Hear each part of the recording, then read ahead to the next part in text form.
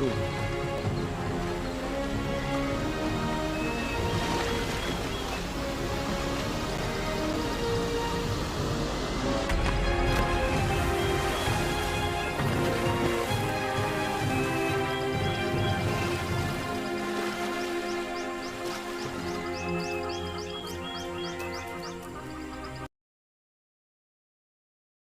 February is the month of love, and nature is no exception.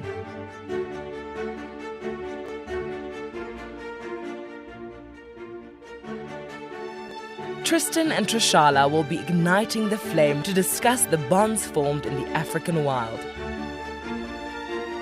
Sign up to become an explorer and join them by the fire on Sunday, the 28th of February. Wild Earth Explorers. It's in your nature.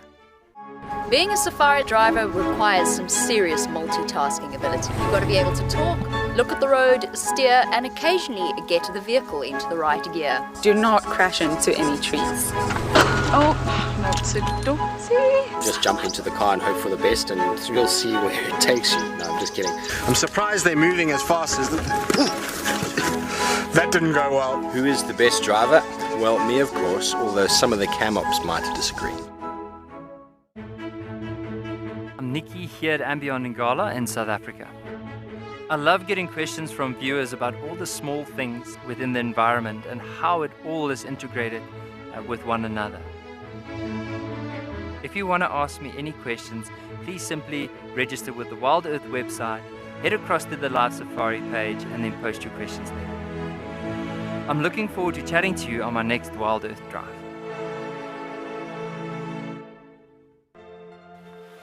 We have a baby pangolin. A baby pangolin. This is off the charts.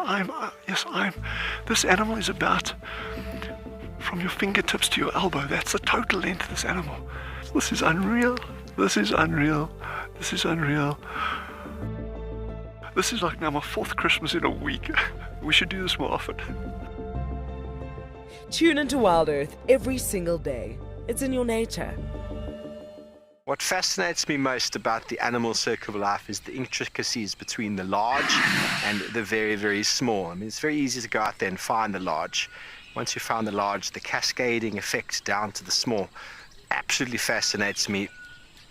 Alertness and situation awareness is by far the #1 aspect for protecting ourselves out on safari. Catch up with the guides daily here on Wild Earth.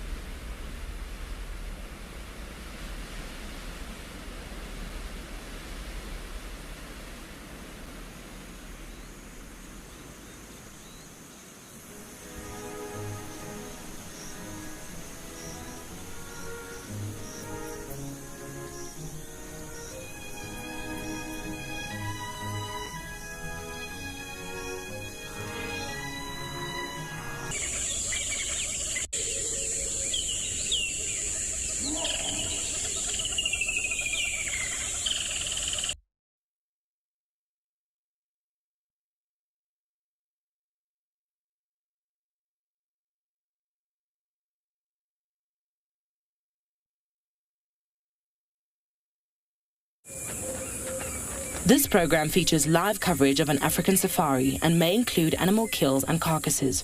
Viewer discretion is advised. Good afternoon, everybody, and welcome to Ambion Punda Private Game Reserve. It's quite a gloomy afternoon here on Punda. There's quite a lot of cloud cover around. We had a little bit of rain this afternoon, and we can see what the animals are doing. But we've come out to this area not too far from the lodge, and there's been quite a lot of lion activity around. So I think for this afternoon, we're going to spend a little bit of time seeing if we can find this lion. There's 2 male lions. There was a lioness with some cubs also around. And so we'll see if we can find any of those lions this afternoon. There's also a couple of, there's a herd of buffalo, around this area. So we'll see, maybe they've gone down to water and see if they've drunk this afternoon. But it's a beautiful view from up here where we are now. We're just scanning the surroundings around where we are.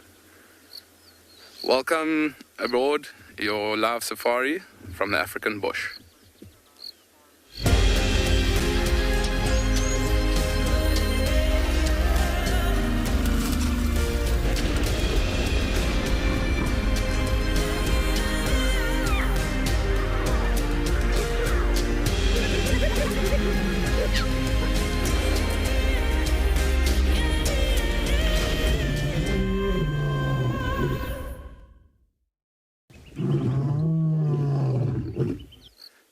Welcome to Untitled Private Game Reserve, everyone.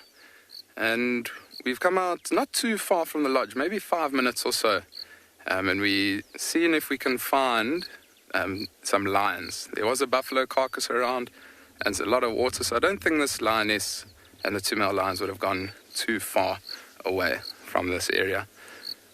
There's also been some buffaloes around. It's a good area for elephants, so hopefully we can find a couple of those animals for you on this Friday afternoon. My name's Chad, and on camera we've got Simon, and we're going to see which animals we can find for you.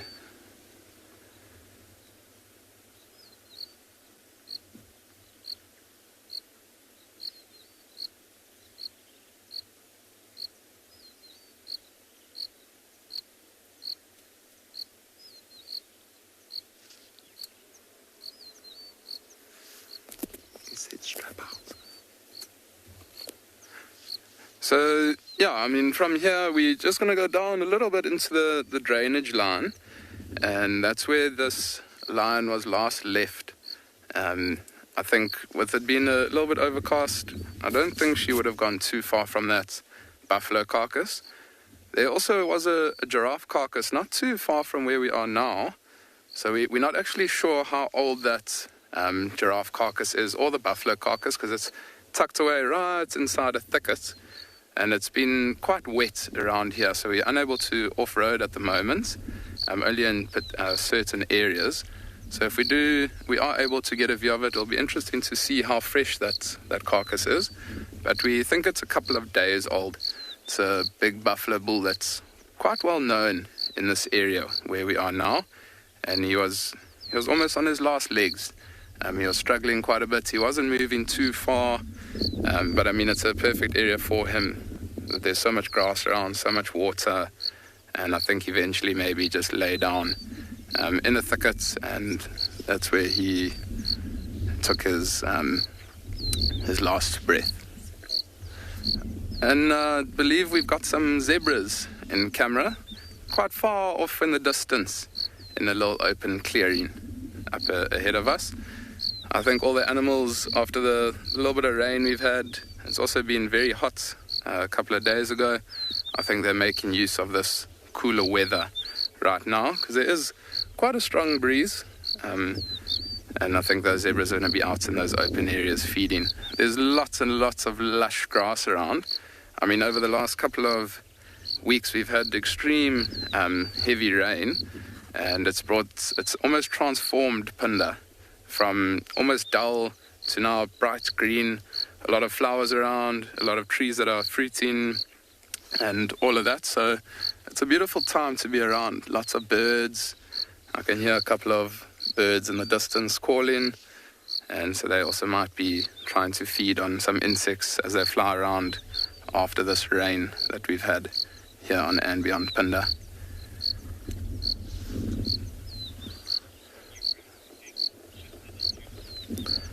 So I think from here, we're going to head towards that area and see if we can maybe find that lioness. It's not too far from us, but for now, we're going to send you over to Tristan at Djuma.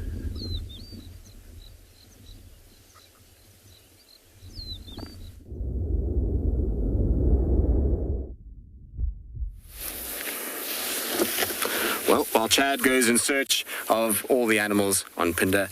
You're with us here on Juma, and it's an exciting afternoon for us because we have a very special guest that's joining us on Drive today. This is Jenny. Hi, everyone. Hi. And Jenny is the first of our Ticket to Dream holders, which means she's going to be joining us this afternoon on our entire safari. She'll be asking some questions, and a lot of you will be able to see her as she goes on this experience. Jenny, are you excited? Very excited. Thank you. Thank you for having me, Tristan. Absolute pleasure. And as Jenny just said, my name is Tristan on camera. I've got David. Before we get into what Jenny would like to actually see this afternoon, Jenny, what are you looking for the most? Oh, I'd love to meet the beautiful Queen, Tangi, of course, and little Maribs, and my girl, Princess Columba. Okay, so we got a good list this afternoon. Maybe even the one and only Marty Tingy, the Duke. Good, perfect. I mean, look, that's for me is obviously the best drive possible because I also want to see all of those things too. So that'll be really good. So the plan is then we'll head towards Chitwa. We're at Treehouse Dam at the moment, and part of the reason why I came past here is because Jenny's favorite cat is Hosanna, and this is an area where Hosanna used to spend a lot of time, so it's cool just to come past and reminisce a little bit about the area. But from here we're going to then head down towards Chitwa. We'll try and see if we can find any tracks for the Queen and Marips, and we'll see what we can kind of get there, and then from there meander back this evening towards Quarantine. And the reason for that will be because Tlalamba hangs around Quarantine a lot, and Tingana was last seen in the west, and if his route comes back, often it's down kind of via access towards Quarantine itself. So that's going to be the plan for this afternoon. Hopefully we'll get lucky, and hopefully we'll be able to tick off a number of those dream sightings for you, Jenny. Thank you so much. Thank right, you. the treehouse is a little bit quiet. There's a hyena right there. David? I didn't even notice it. Did you see it? Me neither, yes. I thought not, because David was pointing the camera at me, rather. There will be lots of hyenas around this afternoon, I suspect, because of where the wild dogs were. The dogs this morning weren't too far from where we are right now. They were up towards Philemon's Cutline area. I saw some tracks for them. The hyenas kind of have been milling. We saw another 2 different hyenas earlier on. This hyena looks very alert. What have you seen, hyena? Maybe we missed something when we drove up here, because it's looking down below this little dam wall. There's a drop-off that goes just to the right, and this little drop-off here was one of the favorite places for not only Hosanna but also for Shadow and her cub at one point. So a lot of you won't know who Shadow is, but it's Tandi's sister. Unfortunately, they disappeared in 2018. But this would be the area that they used to like. They used to lie at the base of this kind of dam wall. I just want to go up on the dam wall so we can get a bit of height and just see the way that this hyena is looking. Is it's looking into this bush here, and that bush there could very well be something lying underneath there. So let's check. I don't see any tracks for anything here that would indicate potential for leopard. Jenny, I believe everybody's welcoming you. Thank you, guys. It's awesome to kind of have a guest on board. You know, it's, for us, it's so different because we're so used to just looking at the camera. It's epic to have somebody to actually talk to, other than David. David's quite tired of my conversations these days. We've spent more than enough time together over the course of the last 4 years. So to have someone to talk to and to guide around for the afternoon is a lot of fun. So I'm looking forward to this. I reckon we're going to have a really good time. But I don't see anything in the bush itself. I'm just trying to look. You know, the grass is so long at the moment. If it's something like a leopard, even wild dogs, it's really tricky to kind of pick them up. Dogs are a little bit easier because of the way that their ears work. They see these little ears twitching and moving all the time. Whereas a leopard, if it lies down flat, it becomes very tough to find. And we know this area at the moment, for some reason, is where Tlalamba is hanging around a lot. I don't know why she's here all of a sudden. Maybe she wants to secure this drainage line for future den sites. There's a really nice little den site that Tandi used here a few months ago. So I say a few months ago, it's over a year ago now. And so it could be that's what she's doing. I'm not 100% sure why all of a sudden her entire sort of territory has shifted a lot more to the south and west. You know, Shadulu also comes here, so this is kind of the boundary line between the two of them of late. seen both of them here in recent times. I just want to follow this hyena a little bit. I don't see anything. You know, it's amazing, these animal senses. Clearly this hyena picked up something. It wasn't sure. Maybe it was because we were stopped there and it thought maybe there's something around. There's lots of tracks for buffalo in this area, and maybe the dogs themselves have run through this section at some point. It's very, very possible. And with the weather conditions like we've got, the wild dogs would have been quite active during the course of today. We saw it yesterday with that Mbali pack. The way that the pack moved and the way that the sort of collar downloaded showed that they pretty much moved the entire day. They didn't actually sit still for most of the day. So they went from kind of Chitwa all the way up towards Buffelshoek Torchwood and then back across into Djuma. They had a busy day, the dogs. It sounds like a busy morning this morning. It sounded like a little bit of a tense standoff between hyenas and the dogs this morning with Trishala. Jenny, you were with the Talamatis this morning, weren't you? I was, yes. Beautiful sighting with the whole pride and dark mane. So it was very special. Yeah, Beck, it's nice to hear that dark mane is... The whole pride and dark mane. So it was very special. Yeah, Beck. It's nice to hear that Dark Mane is back with the pride. He's been spending a lot of time on his own of late, and a lot of you I know have been asking, you know, what's happening? Is he back with the pride? So it's always nice when we get these updates. Where they've been hanging around is an area that's very difficult for us to get signal, around a camp called Hornbill. And that's an area that's pretty difficult for us to get signal. I'm going to actually just show you guys quickly kind of where that is in relation to where we are. David's camera stuff is all over my map, as well as my stuff too, David, don't worry. Sorry, map. Stephen Falconbridge is going to be very upset when he sees how I've treated his map. But anyway, all right, so here we go. I don't know who drew this lately, but there's a little drawing. It looks like a kind of a territory map that someone's drawn. But Haidakul is over here. So this is where they were last night. And unfortunately, what this doesn't show is the contouring of how this layout of the land is. It starts to drop off like this and slopes down towards this boundary on the northern and western side. And so what we're finding is obviously the Talamatis, they come in here a lot and they move along like this, and then often it's from there they kind of bend down and then they come into Djuma or Torchwood and as far as Chitwa at the moment. Now with Kalamba, what I was talking about just now as well is that we're down here at Treehouse Dam, and I was saying that she's spending a lot of time here all of a sudden. Prior to this, she was spending most of her time, so this is quarantine, she would spend her time anywhere from here, kind of northwards, Buffelshoek Dam, this section, up like this towards Haidakul. So this kind of central piece was all where she was pretty much 99.9% of the time. All of a sudden, though, I haven't heard of a sighting up here for the last month.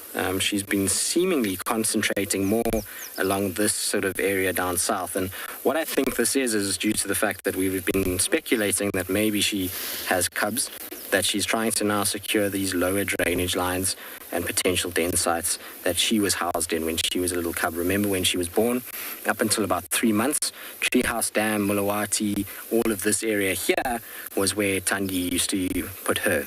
So she grew up to start with in this area, and it was only when Hukumuri arrived and came in from this section in the bottom corner that she pushed him pushed Kalamba all the way up into this area and raised Kalamba a lot more in this kind of section and into Torchwood.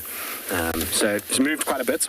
And we'll see, you know, maybe that's the reason. There's little cubbies on the way. I'll be super excited to see Kalamba cubs. I think she's going to make the most beautiful mom. All right, now it seems like the rain is starting, which we don't want at all, so the rain can go away. I'm going to just tell it to move on so that we can have a dry afternoon and hopefully find the princess. In the meantime, though, let's send you back across. Actually, we're not going to send you across. We're going to give you a short break and see you shortly.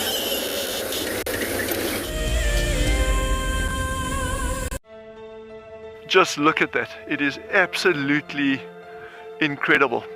And as far as I can see, that all falls within the reserve. So it is a vast landscape, but we are gifted with these incredible things. You know, the wildcats, the aardvark, you name it. It just keeps on delivering. It's just such an incredible privilege to be out here.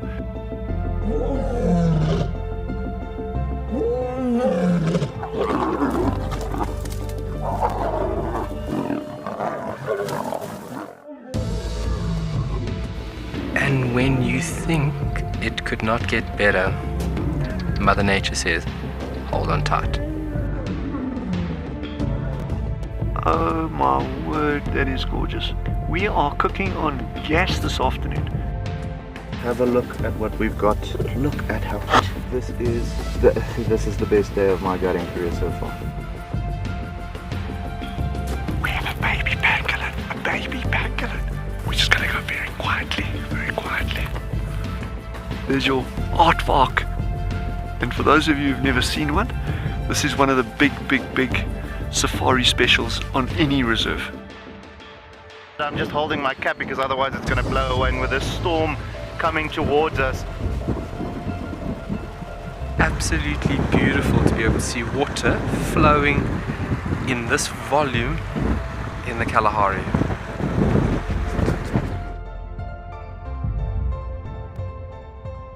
Oh, look at that. You can see the structural component of these flowers. It is perfect. Such a treat to be in and amongst these incredible insects. How lucky are we? You can see how close they are to the vehicle. Very curious. Oh, you can do it! There we go. We made it over. Whew. But look at that view. That's absolutely stunning. You can see how they're going into stalking mode. Okay, there we go.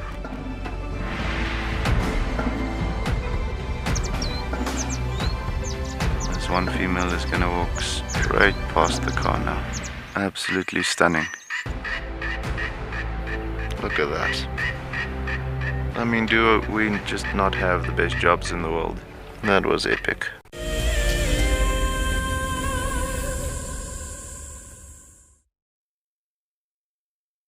Well, we're still slowly bumbling along. I'm just checking all the kind of areas where I've recently seen any sign of Kalahari. Indian mareeps have been hanging. So far, we had a brief visual of the little warthogs before they ran away from us, which is par for the course with warthogs. It's a little group that I've been trying to get more and more relaxed. Every time I see them, I try to just switch off and spend some time. I actually always now check this tree over here on my right. There's a tree there with a little sort of branch that goes off, and we had Tlalamba on that tree about 4 or 5 mornings ago, and she's been walking around here a lot. I don't know how she fitted on that branch. She's bigger than the whole branch is when so she kind of like tucked her bum in. But it was a cool spot to see. So she obviously is liking this sort of section, and we know with Tlalamba, all of a sudden it's been very weird, and I suspect it's all to do with the overhead conditions and the amount of rain that we've had, but she's become quite arboreal of late. In this area, a lot of our are not huge tree climbers. From sort of 2016, the only cat that we used to see regularly up trees was Karula, Tandi's mom and Tlalamba's grandmother.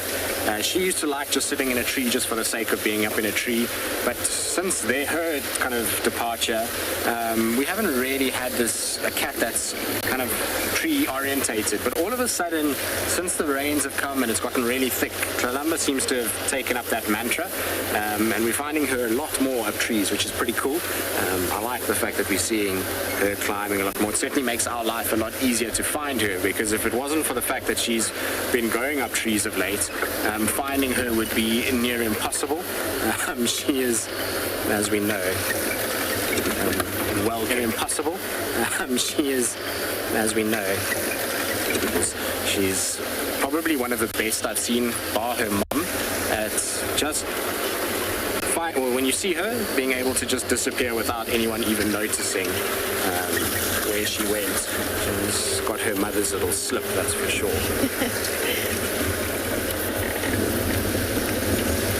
I'm hoping this rain goes away. There's like 2 little patches of rain, but they should split and leave us alone. Andrew, yes, leopard spots are unique to each leopard, so it's how we identify a leopard. It would be very difficult without spot patterns. And Jenny, I actually wanted to ask you this because Jenny's been on the most amazing trip. She's been across the Sabi Sands pretty much all over the place, as well as in Gala. And have you started to notice the differences in the leopards in person as opposed to on camera? Is it easier for you to see them on camera? Is it easier for you to see them here and how they kind of the different looks? Because for us, we look at the way that they look rather than spot patterns because of how far you see them, you know? I guess one of the things that I've loved about this trip is that in these properties, when I have seen these leopards, I've been able to recognise them based on watching them through Wild Earth. Okay. So, but yeah. not so much spot pattern, more just the way they look. More just their feet, yeah, just more their features and just recognising, oh my goodness, like for instance, when I was at Singita and I was fortunate enough to see the Tumba male, who is one of Tandi's older offspring, and Tristan's favourite leopard. Yeah, instantly, just seeing those green eyes and that pink nose and his very golden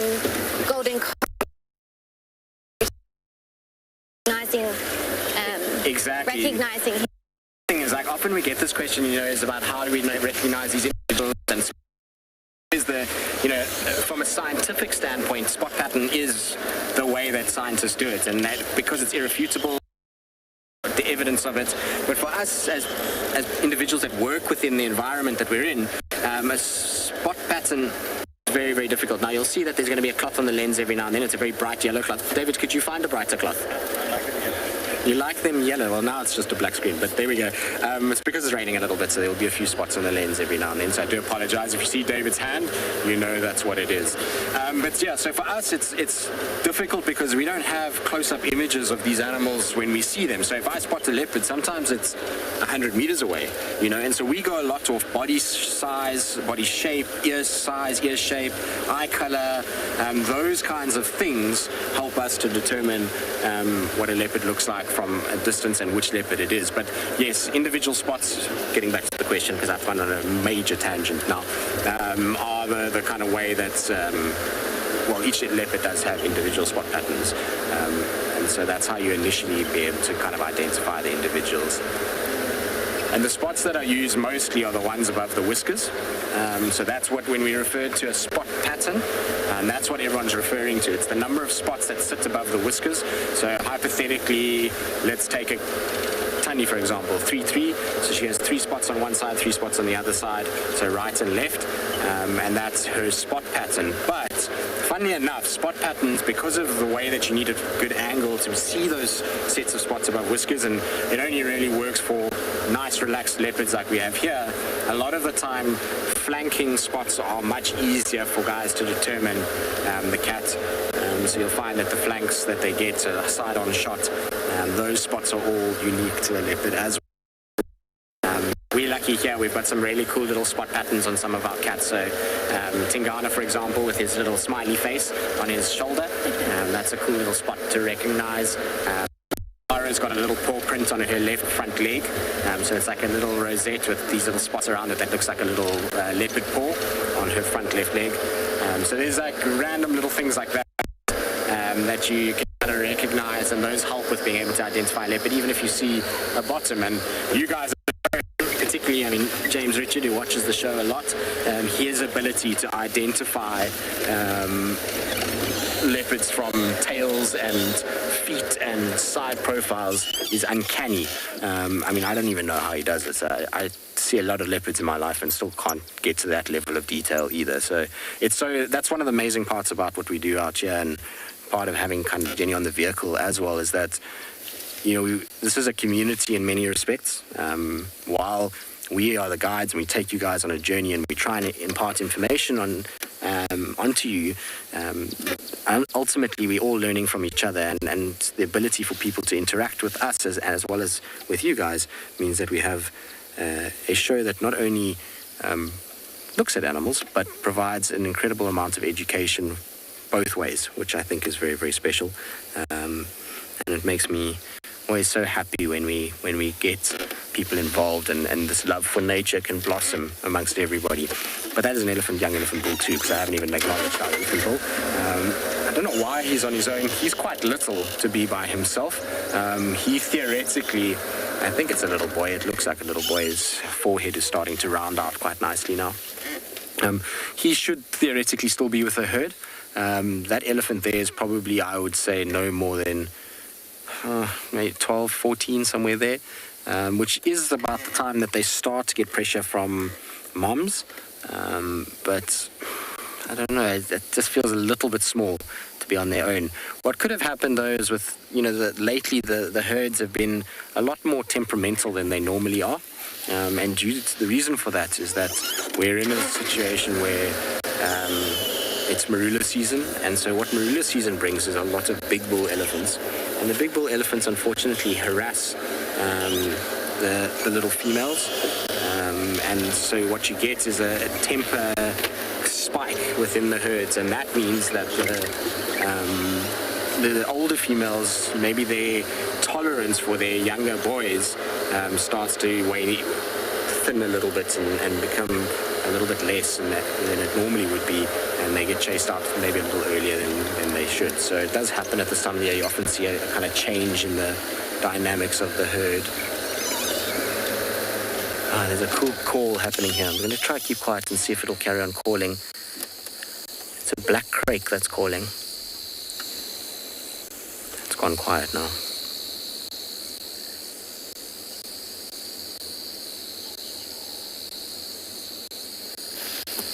The call of a black crake is one of my absolute favorite calls. It reminds me of my childhood days when we were, when I was a young kid with my brother. We used to go fly fishing with my grandfather, and the place where we used to go had black crakes in it. And that call just always reminds me of these kind of like misty mornings fly fishing on the escarpment of South Africa. And that call always resonates in my mind. It always is something that I hear wherever I go. It takes me right back to one specific spot that we used to go, where these birds used to just call not incessantly. And I like the call. It's a very kind of weird call. I'll actually try and pull it up because this one's gone quiet. You can see it's also quiet from a weaver point of view. The weavers are done now. Those chicks are all fledged. And you'll see that there's a bit of rain that's starting to fall now as well. No rain, go away. Luckily, like I say, it looks like it's just a bit patchy, so I don't think the rain will last for long. I suspect that it's going to go shortly. Now I need to just find this black crake call and play it for you through my little microphone.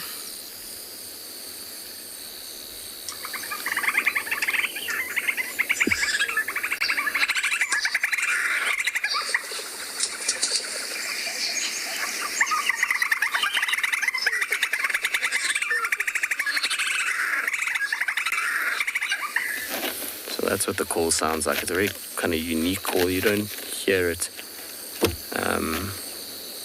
that often, but when they do, it's a lot louder than you can imagine. We're very quiet here today. I would have expected more activity. I would have expected this little pan of late to have had a lot more in the way of like little painted snipes, even things like dwarf bitterns. They should be around. Greenbacked herons. Like it's been fairly quiet. I wonder if goshawk has been around so much. Jenny Sarah's asking if you are much of a birder. I am actually very knowledgeable about the birding back at home in Australia. So I'm a huge birder back at home, and I've been learning here in South Africa as I've gone along in my travels. I often find being on safari, like in a place like Africa, where you've got, especially now, because you've come in a season where our birds are pretty good. Yeah. Birds here, because of their colours, often really instill a kind of fire in somebody. Like people find a passion for birds that they didn't necessarily have before. So we're lucky with the birds we have here. But here's a question, another one for you, Jenny, is what is your favourite bird in Australia? In Australia? Yeah. Okay. My favourite bird in Australia is actually called a pied currawong. Sorry? A pied currawong. That's a mouthful, that name. We'll have to try and find it on... Yeah, I'll have to Google that one. I've never heard of them, actually. Is it colourful? It's actually very plain looking, often mistaken for looking like a crow. Oh, really? Clever? Very clever, very extremely clever, with one of the most beautiful calls. And it just symbolises... I find that so weird, because sometimes you find these birds that have these kind of drab plumage, but the most beautiful songs.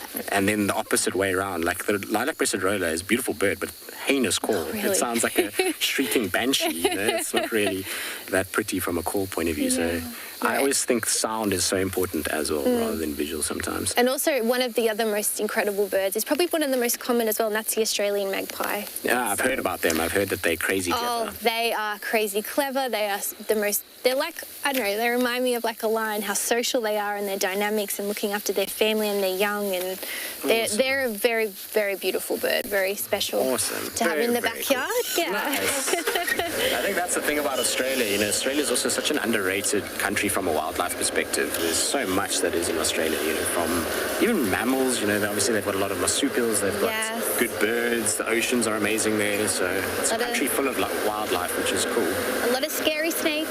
But, and spiders, I believe. Oh, yes, spiders. Yes. All right, we're going to bumble along. We're going to just see if there's any sign of any movement from Kalamba in this area. In the meantime, let's send you back across to Pinda.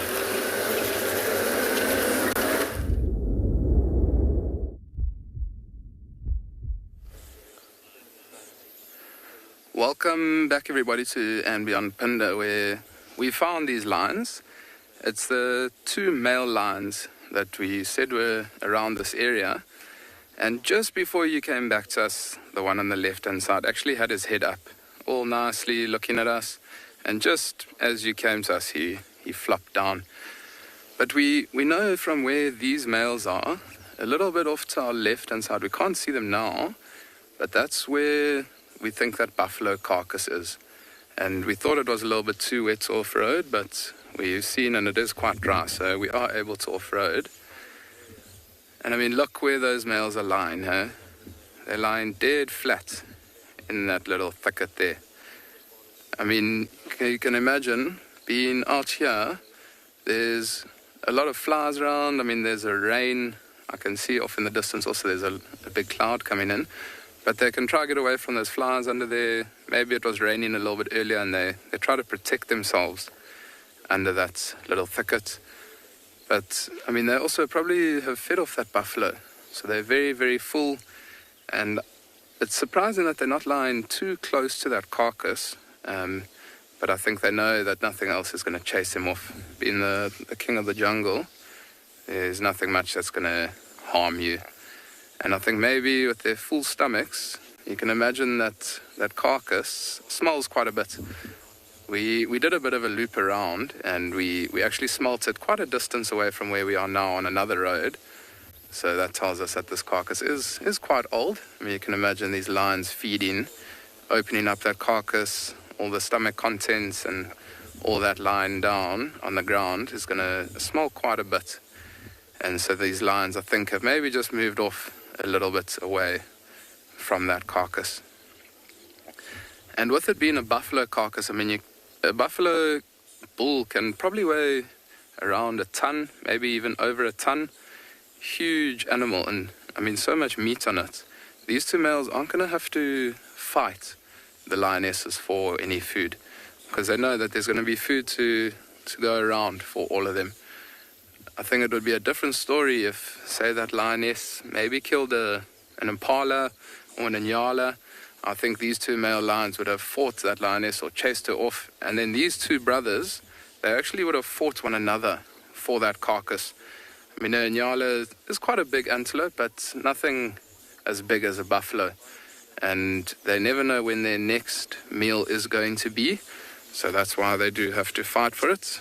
But like I said, with that buffalo, they're happy to move off a little bit and just relax.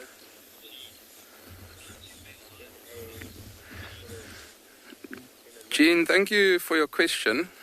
These 2 male lions are in fact brothers. So often with male lions, they form what we call a coalition. So a coalition is 2 or 3, even 4 male animals that will come together. And these 2 would have been born from the same mother. So as youngsters, they would have spent time with the pride, with their mom. And at around 2.5 to 3 years old, these males would have been kicked out by a dominant male of the area where they were. So these two males, we actually brought them into Punda from another game reserve, and on Punda, because we are fenced off, we actually have to swap the males quite often. So we swap them about every 3.5 years or so, and just to get that genetics going within the pride. Otherwise, if we do keep the same males, they could sometimes then potentially mate with their daughters. So we don't want that. And I mean, just to boost the genetics within Punda, that's why we swap the males around every 3 to 3.5 years. We'll do that. Sorry, there is just another ranger repositioning in the sighting. That's what you're hearing.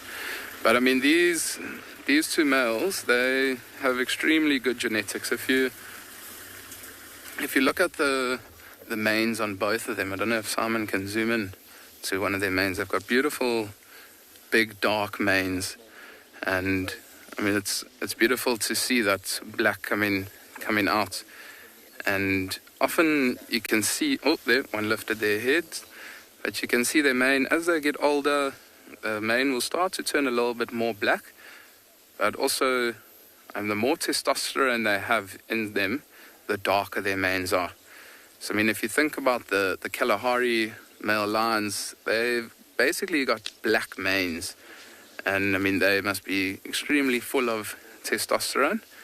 And so these guys, they're not too old. They're around 6.5, 7 years old. So they're almost in their prime time of their life. I would say their prime is probably 8 or 9 years old. And they'll have reigns in this area for potentially the next 2 years. And then if we were in a bigger area like Djuma or Kruger National Park, what they would do is they would actually get kicked out by younger, stronger lions. And then they would have to move out of that territory and they would fight for the pride. But here on Punda, these two lions, they actually reign quite a large territory. And from where we are all the way far west, there's another pride on Punda that they often are with. So they can walk, I would say, up to 15, 20 kilometers even on a round territorial patrol. And you might find them spending a little bit of time with these lionesses here, and then they go to the others. But I mean, for now, they're most likely going to spend a little bit of time around here just because there is food available. So I think they'll spend a little bit of time here until that buffalo carcass is finished, and then most likely head on a territorial patrol.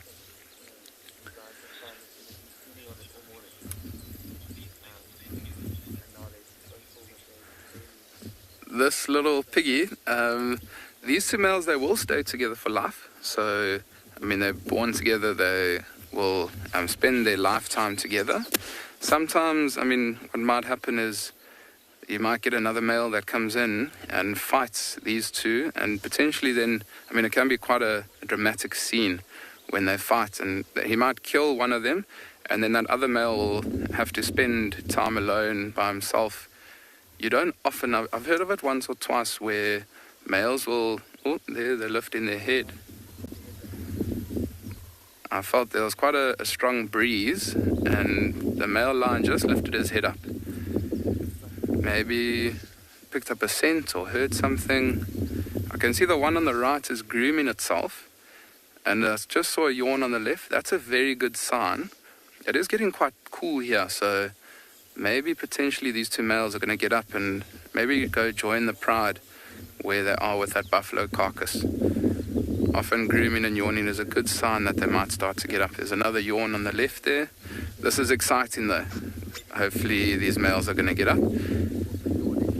So just to get back to the question, so I mean, often if one does die or one's getting too old and injured, the other one might just leave because the one's going to then have to drag behind with that male, and you'd rather be off on his own. But yes, to answer your question, they will spend their time together. But yeah, this is very exciting. I hope these males do get up. I see there's another big yawn from that one on the left-hand side. And it'll be interesting to see if there's the one on the right's just lifted up. See if one gets up. Oh, one is getting up. Brilliant. Nice big stretch. Let's see, he might walk just to the left there. There's quite a nice open area. He might walk through that open area. Let's see what he does. There he goes. I can just see him through the bush there, rubbing his mane up against a tree. And he's even, I don't know if you got that on camera, but he's even scent marking, spraying his urine after a lot of rain. You can imagine their urine would wash off all the trees that they will spray on, and they need a re-scent mark. Let me try go a little bit back. I'm just going to reposition.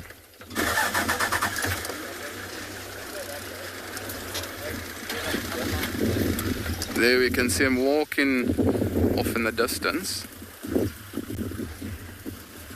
There's just another ranger that's going to go ahead of us and see if he can keep up with that other male. But we're going to spend a little bit of time here with this male and see if he does get up and follow his brother. You saw there a nice big yawn. Let's see what he does. But how amazing. I mean, time spent in the bush with lions, often they're sleeping, but to have them getting up and moving around is just something very, very, very special.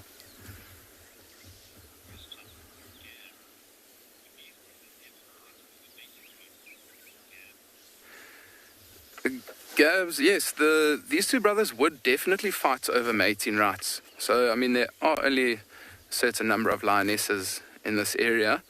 And these two brothers, there'll always be one brother more dominant than the other. So you can imagine, I mean, they have to fight to mate. And I've seen it actually before where we know one lioness and we've seen a male lion mating with her. And then the next day, we've found that same lioness with a different male mating with her.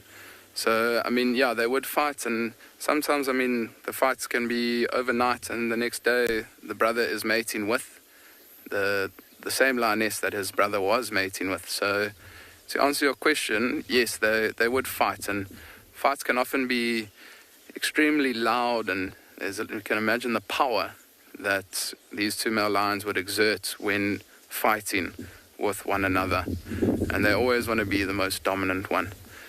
And you might find that in this situation, the one that got up first might be the dominant one, because he's gone towards the carcass and towards where the pride is, and his brother still stayed a little bit behind. Beautiful big yawn. How those teeth on this male lion, just incredible.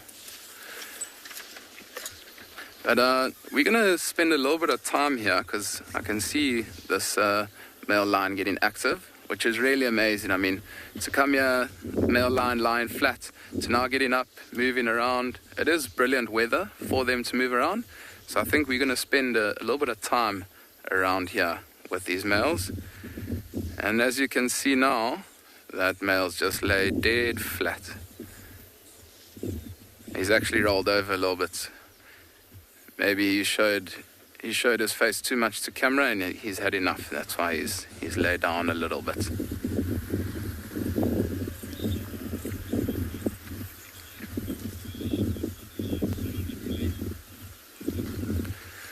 Tawanda, so what happens sometimes is that it doesn't often happen, what you're asking, that they'll form coalitions with other lions. But particularly for males, they'll stay within sort of their bloodline. But there are a few cases that I've heard of where brothers have joined up, also a lion from this pride has joined up with another lion, and they've actually come together to form a coalition. And I mean, it's not something that will often happen out here in the African bush, but it is something that has been recorded and has been seen happening. But I mean, it's a once in a, I would say like once in 1,000 times that might happen. Especially if he is maybe getting a little, maybe they had a fight, and with them fighting, there's always going to be one winner, and that fight might last for a long time. They both get tired, eventually rest maybe close to one another, and then they sort it out by just becoming a coalition. But yeah, I've never seen it personally that the two different males would come together. how amazing is that male lion's paw, the size of it.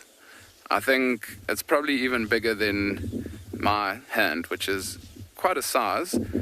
You can just imagine the pure strength that comes from that lion. And I mean, even for there's some beautiful European bee eaters flying over us. I mean, even for this male to take down a buffalo is quite incredible. I mean, the sheer strength of it is just unbelievable. I'm starting to get quite a whiff of this buffalo from where we are. The wind is starting to pick up a little bit, so that's why we're getting a smell. But while we are spending a little bit of time here, we'll try and go get a view of that carcass and see if we can show you that carcass. I'm also quite interested to see if it's fresh or how much they've eaten, because there have been quite a lot of lions around here. I mean, there's been these two males. There's a lioness with 4 about 3-month-old cubs that were around there, and there even was a lioness with 3 older cubs, which are probably about 8 or 9 months old, and they're all from the same pride, and they all seem to have fed off this buffalo, but the other lions have moved off for now.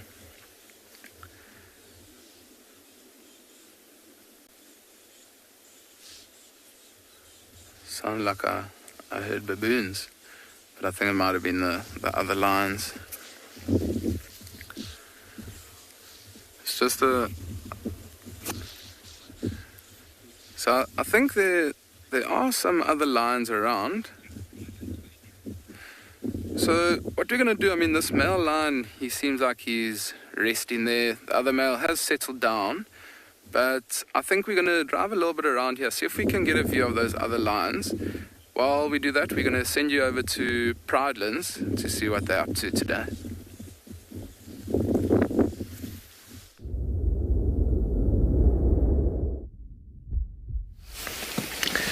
Good afternoon everybody. Welcome to Pridelands Eco Training here in the Greater Kruger National Park, where we've got a couple of young elephant bulls busy grazing. Hello everybody, my name is Steve, joined by Johan on camera, and we are delighted to have you with us. Sorry we're a little bit late. It was raining and we don't have the necessary rain equipment to make sure we stay dry. But we're going to just stick around close to camp. We happen to find elephants right outside the gate, so all is good. Please, any questions you might have that we can answer you from Pridelands, we would love to hear them.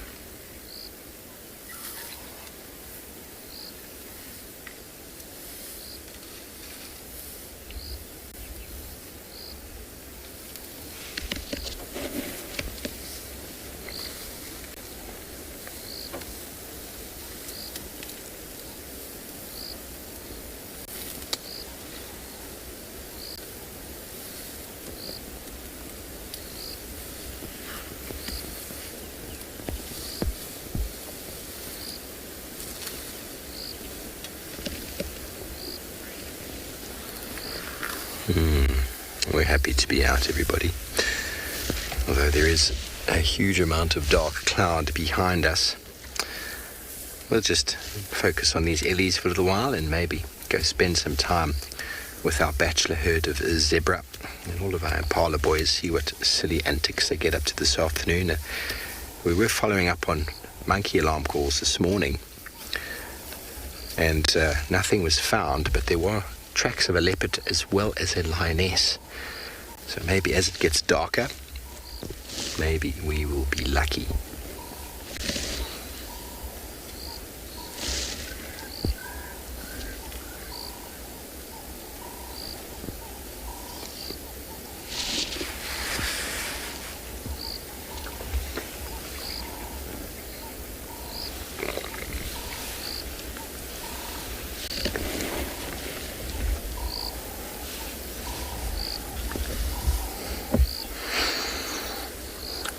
Gracie, well, elephant skin is pretty tough and it's quite dark and quite thick, so I think they're well protected against the sun, but they do cover themselves in mud, so I think that helps.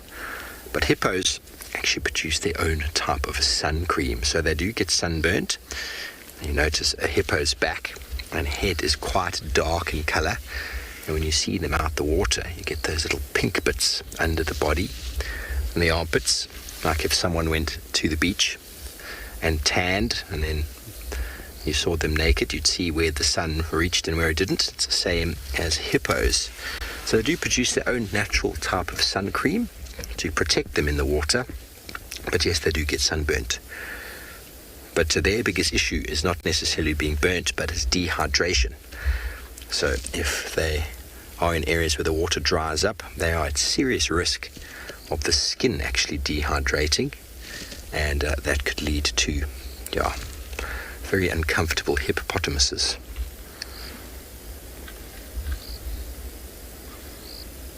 There we go, everybody, the famous African salute. The elephant bottom.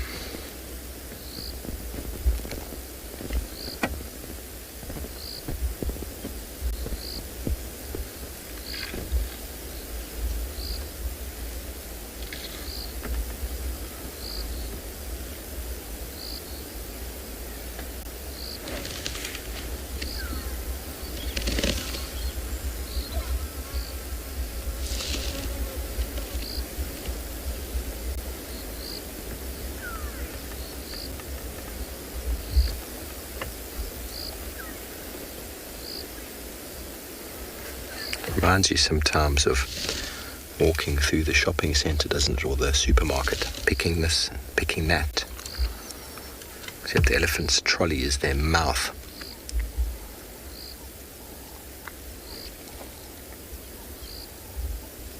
Picking up this fruit and smelling it, putting it down. Bearing in mind, everybody, don't ever do that in a market in Italy. Don't touch the fruit. Even if you are 100% sure you're going to buy it. I nearly got attacked by a fruit vendor once. Each culture, I suppose, is different. You don't touch that man's fruit. Not even to test its ripeness. Do not touch it. Being shouted at on the street in very high vocaled Italian definitely does make you feel a little bit awkward. I'm not saying you shouldn't go to Italy, everybody. I'm just saying don't touch the fruit vendor's fruit.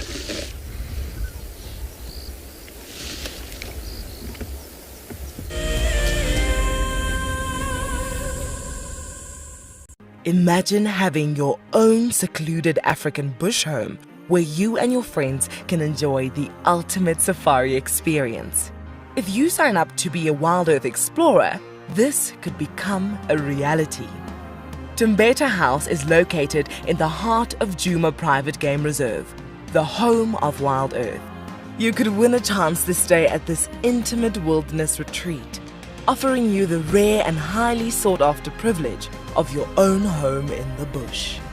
The prize includes 3 nights for 6 people and includes daily game drives, a chance to see the Wild Earth camp, and have dinner with one of our guides. Sign up to be a Wild Earth Explorer before the end of February 2021, and you could be heading to Djuma, the place that we call home. Available dates are limited, so terms and conditions apply. Sometimes love wants to make you sing. And sometimes love wants to make you bow and fan your wings to your bow. For the southern yellow-billed hornbill, these are signs that love is in the air. These birds are destined for a season of monogamy at least. Breeding pairs are in it for the survival of their chicks. But before love commences, the male needs to woo his valentine with food in the form of nuptial gifts. My name is Ross and I'm a field guide at Untitled Private Game Reserve. I love getting questions from guests on Wild Earth because I love sharing and learning information about nature with new people, and it also makes me feel like you're all joining me in real life. If you want to ask a question on Wild Earth, then you need to register on our website. Once registered, go to our live safari page and submit your question below our live feed. Guys, have a look at what we've got.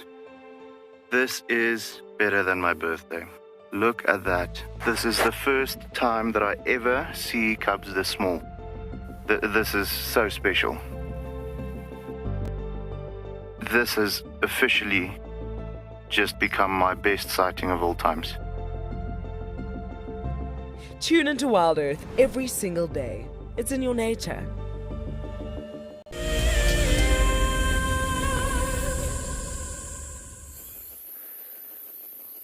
Welcome back, everybody.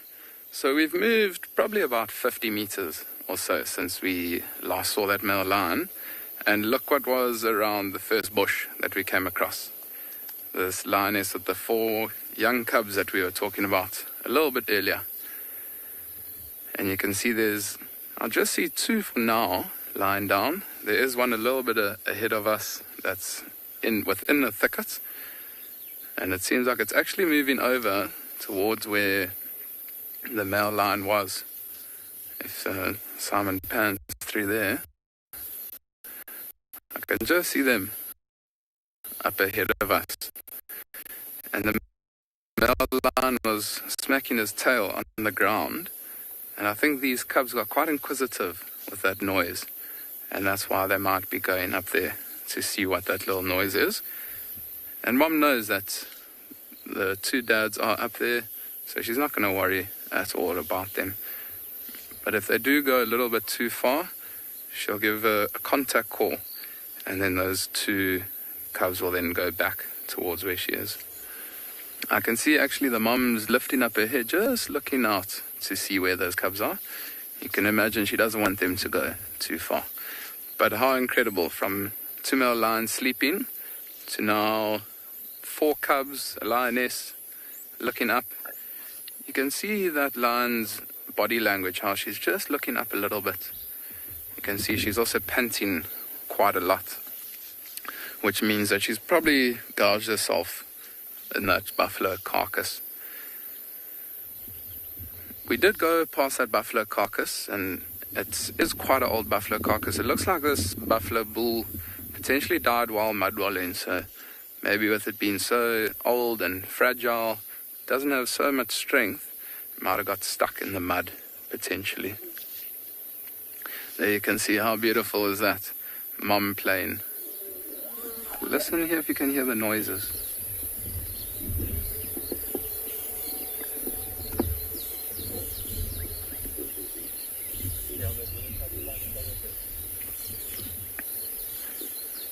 I can just see that one young cub's belly, when it lay up, it's very, very, very full. Very rounded stomach. I don't think that cub can get any more meat. I can see the 2 cubs that were off to our right have just stopped a little bit and looking at what their dads are doing. There's the lioness, she's up. Maybe she's going to investigate and see what these 2 youngsters are up to. And you'll see that the next 2 are most likely going to follow, if you listen.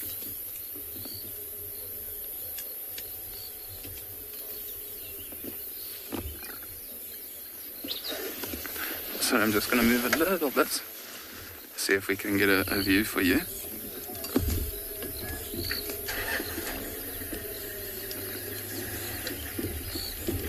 Let's see what happens here. I think Mom just came around the thicket just to see what was going on, because I heard the male lion growl a little bit. Oh, there she just lay right in front of us. So there's a ranger that's repositioning in this sighting. That's the vehicle that you're hearing around us. You can see now all the 4 cubs are now back together. And you can still see that they are quite inquisitive with the noise of the vehicle. Because you can imagine, I mean, we've only seen these lion cubs probably 3 or 4 times, maybe 5 times with the vehicle. And I mean, Mom would keep them in a den site that's very, very well hidden away from any predators around. And they don't see many vehicles up until they're about 2.5 to 3 months old. That's when Mom will then start to bring them out of that den site, potentially to get their first meal, which would be a carcass of some sort, maybe a zebra or wildebeest often mom will leave the den site, leave the cubs at the den site, and she'll go and hunt for herself, and then she'll come back and fetch the cubs and actually take them to that carcass for their first meal. You can imagine it must be quite an adventure for them, first time out of that den site, exploring their new home for a little bit.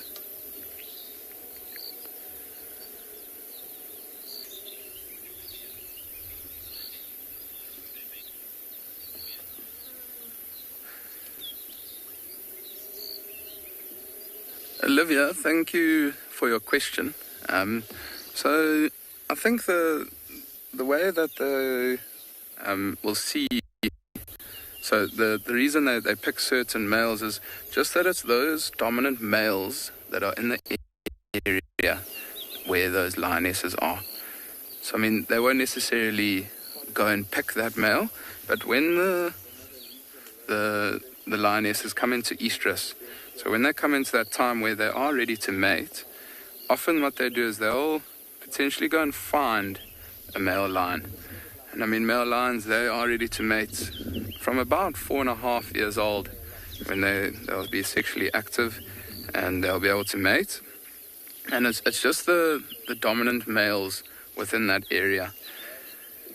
We have, however, on Punda recently seen there's 3 lionesses that are from this pride, and they're almost a breakaway, and they've moved from where we are now quite a lot further north towards the northern parts of Punda, and they've been mating with the north males. So it might be that, I mean, these 2 male lions weren't around too often for them, and they might have been looking for other males to mate with. They might have even heard them vocalizing, and they decided, no, they're going to go see who that is. And they might have been coming into estrus, and maybe even these 2 males that we were looking at earlier, maybe they were mating with other lions at the time, and that's why they weren't giving them enough attention, and that's why they might have started to move a little bit further north from us. I'm going to try go a little bit forward. We might get a gap to see the male also, with the cubs. If you just bear with us 2 seconds.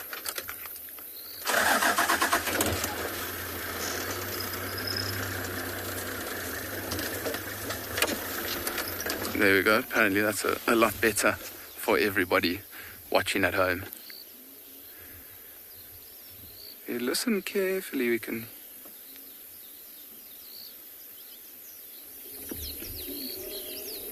You can see that cub got a little bit of a fright. I could see that the tail was moving of the male, and the cub was almost trying to chase it. There it goes again.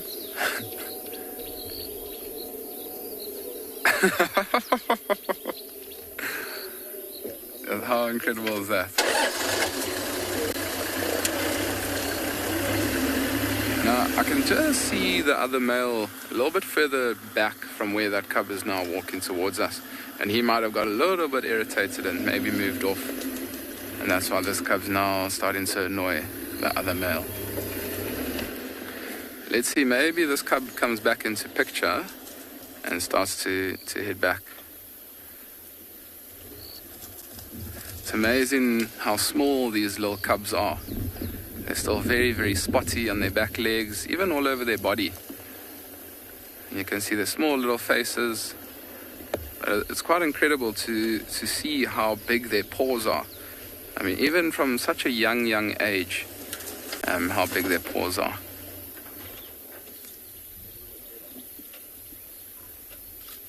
You can see that youngster's just looking at the vehicle, very inquisitive of the vehicle noises. I mean, you can imagine this big green machine coming towards you. I've only seen it a couple of times. You're almost wondering, what is that? Why is it here? What's it doing? You can imagine what runs through their head. And I mean, you could see when we were with those male lions, they didn't have a care in the world around us, because when we do start to view lions, especially at a young age, what we do is we'll view them with one vehicle at a time. If they are very young, we'll actually have no off-roading for them, just because you can imagine with the long grass around, the lion cubs, they can almost get lost in that grass, and you wouldn't want to get too close to them Yeah, you wouldn't going to get too close to them and chase them off. So we decided not to off-road, and then from a certain age of about 3.5 months old, we'll then start to off-road for them once they move in with the pride, with mom, and then slowly start to introduce more than one vehicle, 2 vehicles, and then eventually 3 vehicles, where we are at this stage now of 3 vehicles with these cubs. You can see they are almost settling down with the vehicle, which is good to know. Be very ethical around these cubs. You can see the cubs are slowly coming back to mom. I'm going to keep quiet for a little bit. I can hear mom making some noises.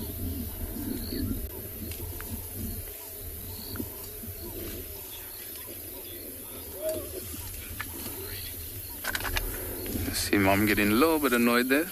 Now mom's moving. She might go back to her original spot, but all 4 of the youngsters are following her.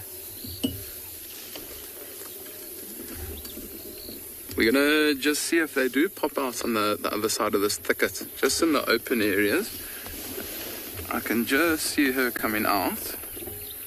Let's see if she lies basically in the same spot. We still got that little tree in the way there. And I can just see the youngsters now come in. There we go. You can imagine 4 youngsters annoying you. Once you've got a full stomach, all you want to do is just rest.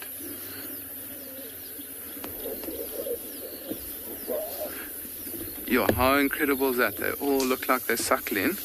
I'm going to try and maybe go a little bit forward, see if we can get a view through there. Oops, sorry about that. One of the rangers might have driven over a branch, and that's what scared those little cubs. I think I'm just going to stay where I am for now. Let these youngsters just settle down a little bit. You can see they are a little bit nervous, and I think that branch that a ranger drove over may have scared them. You can imagine that cracking of the branch. They're not too sure what that is, so I think that's why they might have run off. But we'll just stick here, maybe go a little bit back, see if we can get a view from there.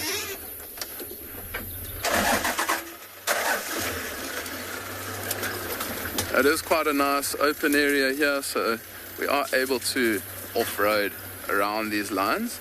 I think I'm just going to poke my nose in there a little bit and see if we can get a view. How's that sound?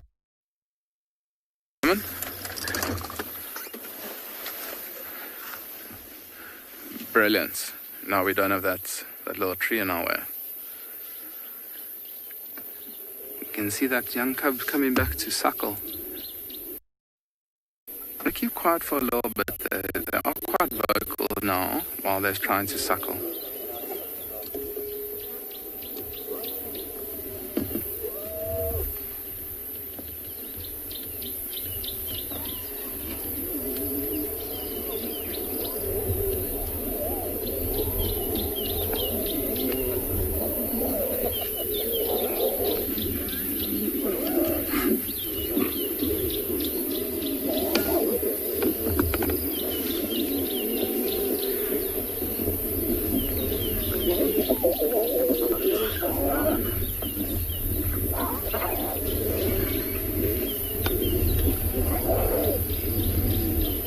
How incredible are those noises? I think we're just going to sit here for a little bit in silence and just listen to them fighting over who's going to suckle and who's not.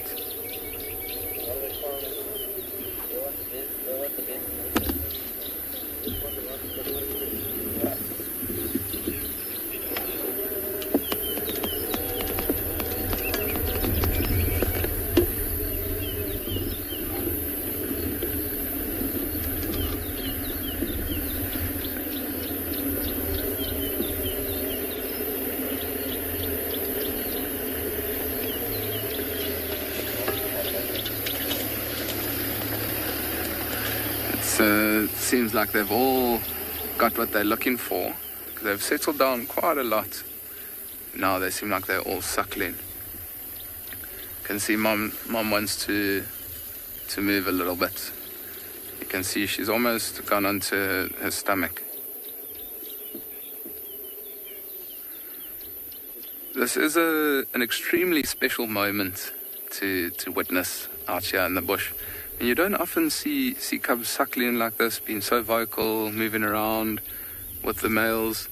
So I mean, it's an incredibly special moment to be here with these lions.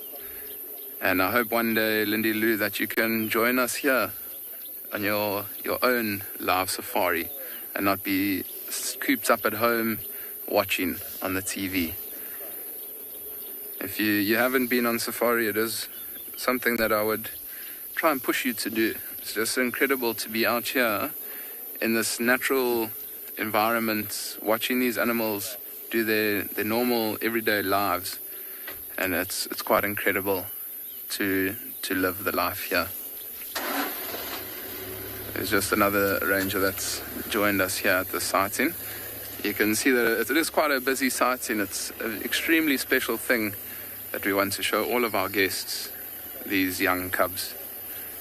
Oof, there's a little bit of sunshine breaking through the clouds there, which is quite welcomed. But you can see that lioness, she's got the perfect spot there. That sun does break through the cloud. It's not going to be too hot. She is a little bit in the shade, so it's a beautiful place for her to be. You can see she's almost given in. I mean, she was almost fighting them off, but now they've all seemed to have settled, suckling, and it's amazing to just see them suckling.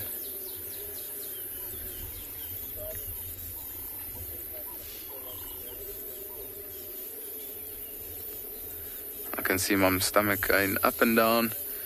You can imagine how full she is from this buffalo. That's not too far from us on our left-hand side. It's actually also in the water, the buffalo carcass.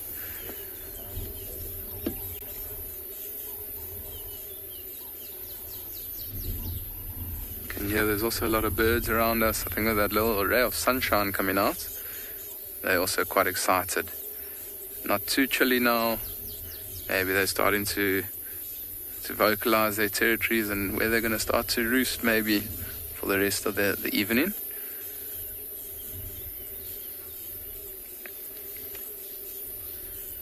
You can hear some rattling testiculars in the background.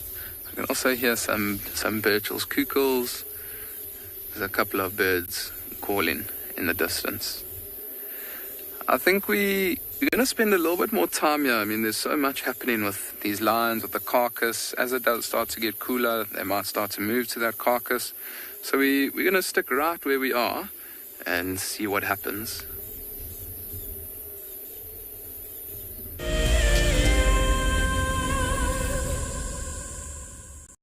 February is the month of love, and nature is no exception.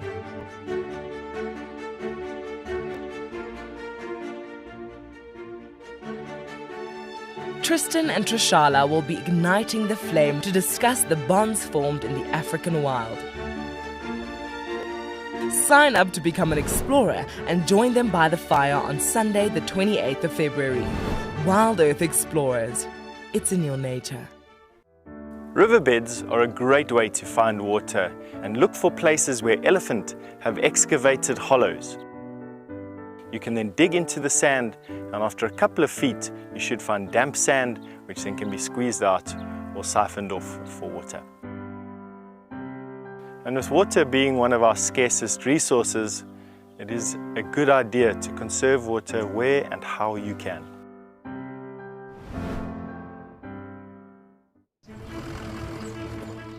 My name is Taylor McCurdy and I work for Eco Training.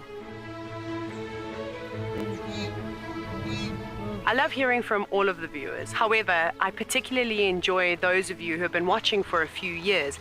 Your questions are just so advanced and they really get me thinking. If you'd like to ask a question on Wild Earth, you need to register on our website. Once you've done that, head to the Live Safari page and submit your questions below the live feed. Look at this, the little one is up and about. Certainly hasn't had enough milk at this age. No amount of milk is enough. Oh, Corky. Too sweet. Oh, look at this.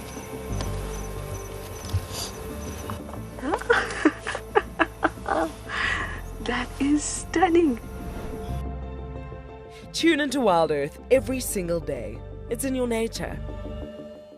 Hello everyone, my name is Trishala and I am a naturalist and safari guide here in Djuma Game Reserve in the Sabi Sands in South Africa. I think that the information that we provide, and most importantly the questions that you ask, give both you and I a really good idea of what's going on. My friend Fernando here, he's a flat-necked chameleon and I love them. They're just these gems that you manage to find in the bush. Catch up with the guides daily here on Wild Earth.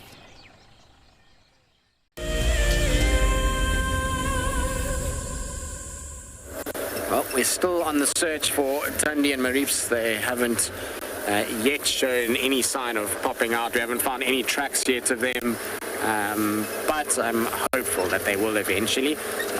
Where we are is obviously on Chitwa at the moment, and they typically not quite as far south as where we are right now, but I was just doing a loop here in case Kachava and the cub is also around. They were seen not too far from here yesterday. Well, the little boy was, not Kachava.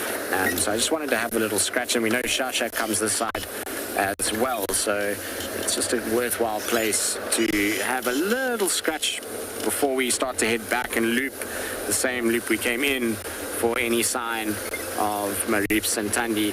Normally we find the tracks on the northern side of the open clearing there and around the drainage line, but I didn't find anything today, and maybe that's a sign that she potentially hunted yesterday. With the weather that we had and the rain that came through, it's the kind of conditions Thandi thrives in, and so maybe she's got to kill somewhere, and that's where they are.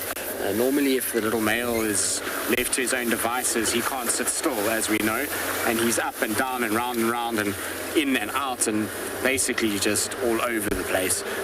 So I'm hoping that if they are on a kill or something like that, or something and they finish up and start to emerge now, the weather that we're having right now is sort of rainy and overcast and cool, and it's conditions that cats theoretically should be moving around in. It's not like it's too hot for them to move around at this stage. So I'm pretty sure we'll have some luck at some point. I know that it sounds like Langa was seen just now on crossing from Djuma into Little Gowrie over the road, which is interesting to me because we know we've had Shadulu, Tlalamba, Sibui, all on that kind of southern boundary, and it's not really a place for a little girl like Langa to be at the moment. She's going to get a hard time if she goes there. Tlalamba is not going to take lightly to that, even though, you know, she had that competition with Sibui. I don't think Tlalamba will be the same cat and as sort of relaxed about Langa's kind of presence, rather than, you know, Sibui's a big cat and can handle herself. Langa's still small and growing, so she would have a much tougher time when it came to Tlalamba and handling her. And well, Shadulu we know is much bigger too. But the guys weren't 100% sure. They just said a small female, so I mean it's the only one I can think of in the area that would be around that section. All the other females are fairly large girls now, you know, and we know that Kara is more to the north, Inzutini is more to the west, and it really only just leaves Langa as a potential candidate for that sort of size and profile that they're talking about. So what I think I'm going to do is we'll just check around Chitwa, and then we'll go towards the dam and then back on the main road and see if she pops up. June, what is epic leopard sighting? Oh, goodness. June, you're asking a very tough question. I think it depends. There's been so many that are just standout sightings for me that I don't know if I can put my finger onto one. And Jenny, you? Oh, wow. You've had a few goodies while you've been here. I've had quite a few, actually, yeah. My very first sighting of leopards was actually at Ingala. Yeah. And I was fortunate enough to spot my very first leopard myself, which turned out to be the New Zulu female and her male and female cubs. So that was probably one of the most memorable, definitely, yeah. That's awesome, yeah. I like that. I mean, it's one thing to see your first leopard, but if you spot your first leopard,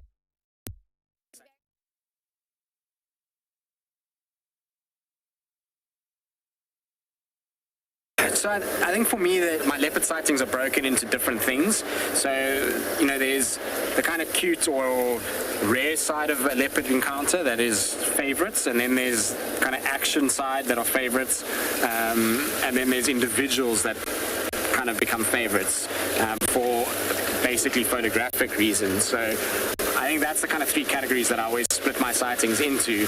So from a cute perspective or a rare perspective, I think I have two that are very close. One is seeing those tiny little cubs of tundies when they were only a few hours old. So that sighting that we had where James had seen her in the morning and she was still pregnant and looking for den sites, and then in the afternoon we found her with these tiny little cubs tucked up in a hole, and those cubs were, they were like the size of her muzzle, not even her head. They were so small. So I think that, just because of the rarity and the chance of that ever happening again is so small, that for me will always stand out. So I think that's the one. The other one, in terms of kind of cute and cuddly and those kinds of things, is the same kind of setup, but with Tlalamba, when we found Tlalamba for the first time. Those two will always be, when you see a leopard when you're the first person ever to see that leopard, it's a pretty special feeling. So I think those will always stick with me for a long time from that perspective. From a craziness perspective and like epic behavior, I had a sighting once down in the southern part of the Sabi Sands, where I had a male and female leopard that were mating. It was Scotia and Shavonakele that were mating in the south. And they were walking along, and next thing they just kind of cut off into the bush, and there was this commotion, and we drove round, and there was Shavonakele up. He was literally running towards a tree, and in his mouth he had a python that was about 4 meters long. And the python itself had been split down the middle, and Scotia was fighting with a hyena over a duiker that had been killed by the python and was now being obviously trying to feed off it. So these leopards were interacting with hyenas, had the python, and they went up the tree, and there was this massive snake dangling from the tree with two leopards and hyenas. It was pretty crazy. So that's always a standout for me. Yeah, I've had lots. The other day with the wild dogs and Kuchava, Tandi, Marips all together, another crazy one. So yeah, I've been spoiled, I think. Definitely. It's, the problem is you start to think about it, and it sounds really bad when you're like, I can't really think of an epic one. But when they start to add up over time, every single moment is generally a good one. Mm-hmm. Like I honestly can remember pretty much every single leopard sighting I've had. Doesn't matter if it's been bad visual or not. It's just that's how they are. Like, they imprint on you, and you always feel better off from having an experience with them. That is for sure. So nailing down one sighting for me is always really tricky. It's a question I get often, but struggle to. And I suppose you'll get it now when you go home. You're going to see, everyone's going to be like, what was your favorite sighting? And then you're going to be like, wait, I remember that. Yeah. So, it's a tough one in that regard. But, all those hours spent with Hosanna, that is a cumulative thing. That was going to be a question I was going to ask you, Tristan. What is one of the most happiest memories you've had, being so privileged to have been able to watch him grow up here on Djuma? There's a lot in that. Yeah. I think the privilege in watching him grow up is just that. We got to watch a cat that was different in so many respects. So Hosanna was able to break the mold of what we understood of young male leopards in many ways. Mm-hmm. So he was a lot more sociable than we gave leopards credit for. He always seemed to attract some sort of attention from another cat. And we had this crazy opportunity when he was growing up, not only from a perspective that we tracked him a lot on foot, so he was quite relaxed on our bushwalks, but two, because we had, at the time, we were doing a lot of nighttime stuff. So we were doing a lot of drone work, and that meant that David and I often, at one period, were spending, we would go out at 3 o'clock in the morning? So we'd be out with him from 3 in the morning, and then we'd kind of, stay the whole morning until 9, and then we'd go back again in the afternoon and stay until into the night, Mm-hmm. So we were spending at one point 12 hours a day with that cat, which is crazy. Yeah. And just everything he got up to, the amount of craziness that we watched from him, shenanigans to cute moments to... And I think the one thing that always sticks out for me is I had 2 sightings of him. One was from a photographic perspective where we had him on Buffelshoek Dam Wall, and it was just the most crazy, beautiful orange light behind him. And how that whole thing played out was that we were actually watching a herd of buffalo. And yes, I remember the sighting. Yeah, definitely. You had your feet up on the dash, chilling. I was chilling. This track's for a female leopard from yesterday here. I was just chilling and taking it easy. I was like, he's not going to be around. There's buffalo. There's no sign of him because he'd been seen there in the morning. And we kind of finished up with the buffalo, and I sort of turned the car around, and there he was just staring at us like, hello, I've been here for how long?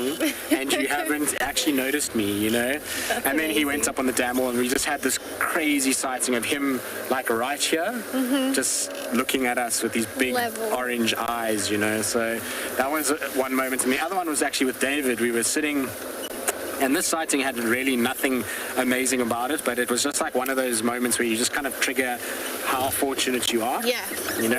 So like we're sitting, and it was maybe 3:30 in the morning, and it was icy cold. It was really cold. And we were just kind of sitting at the dam cam, and obviously he spent so much time at this little camera, and he entertained everybody for hours on end there.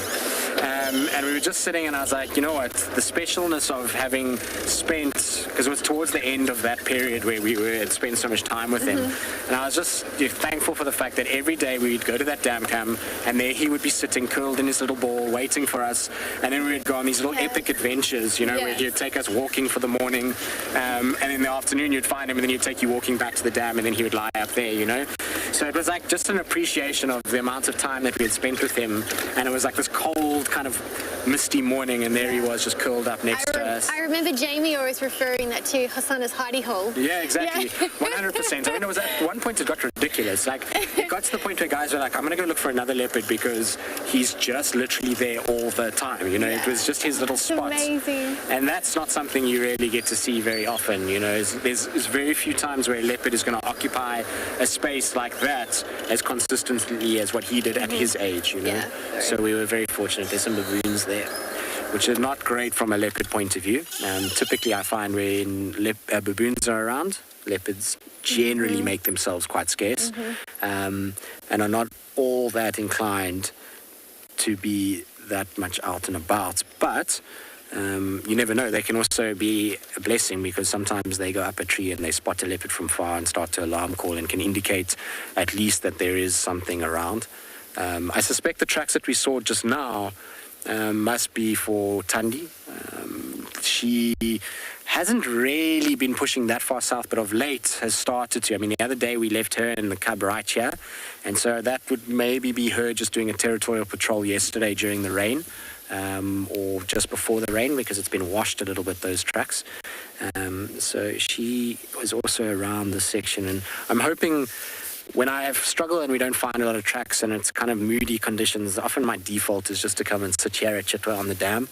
And the reason why I like to come and sit here is from this point, because of how kind of central it is to the Chitwa property, any sort of alarm call that is around, you often pick it up. And so the likes of baboons or impalas or monkeys, they often give away the presence of these spotted cats on Chitwa. And sometimes when you haven't really been lucky with tracks, it's good just to slow down a little bit and come and sit and just be patient and have a little listen.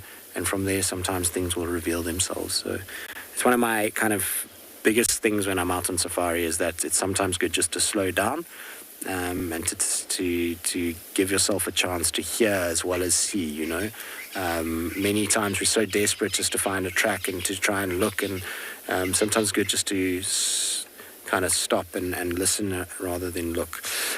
Jesse, leopards preying on baboons does happen, but not common. A baboon is a dangerous creature. It's big, it's strong, and there's multiple of them. It's very seldom that a baboon's on its own. And so most of the time what you'll actually see is leopards being chased by baboons. I actually had a crazy sighting, talking about crazy sightings, of a female called Ravenscourt, who was on Singita, and she had 2 sons and her older son at the time, which was a weird situation. The older male didn't leave her, so when she had her new litter, he just stayed. He was like, I'm not going anywhere, Mom. And the 4 of them used to walk around together, and it was this crazy sort of 3.5, 4-year-old male walking around with these 2 1-year-old males and mom. And they were walking down the road, and a whole baboon troop came and they just scattered these 4 leopards everywhere. So generally baboons are quite aggressive, particularly to female leopards and younger leopards. But when the big males come about, so when you start to see things like a leopard like Tingana, they're going to be a lot more wary of him because of how his ability to kill them is very, very real. And in certain areas, so places like Lower Zambezi, even into South Luangwa, Mana Pools, I've seen it, and Northern Kruger, there are males that even specialize in baboon hunting, which is pretty crazy. There's a male, actually, funny enough, in Kruger at the moment that occurs near Shingwetsi, and he's a big baboon hunter, which is pretty crazy. Yeah. So it's not common, but it does happen. And it's also, it's very much prey dependent. So if there's easier things to hunt, it's like any animal, it's like lions as well. They're not going to target something like an elephant if they can hunt a buffalo. But if there's no buffalo and all there is elephant, then they take the risks that they have to in order to find the food that they need. These guys make me laugh, the baboons. They're so naughty. I'm sure Chitwa is not going to be excited to see that they're roosting here tonight. I don't think they're going to go very far with the weather that's starting to set in.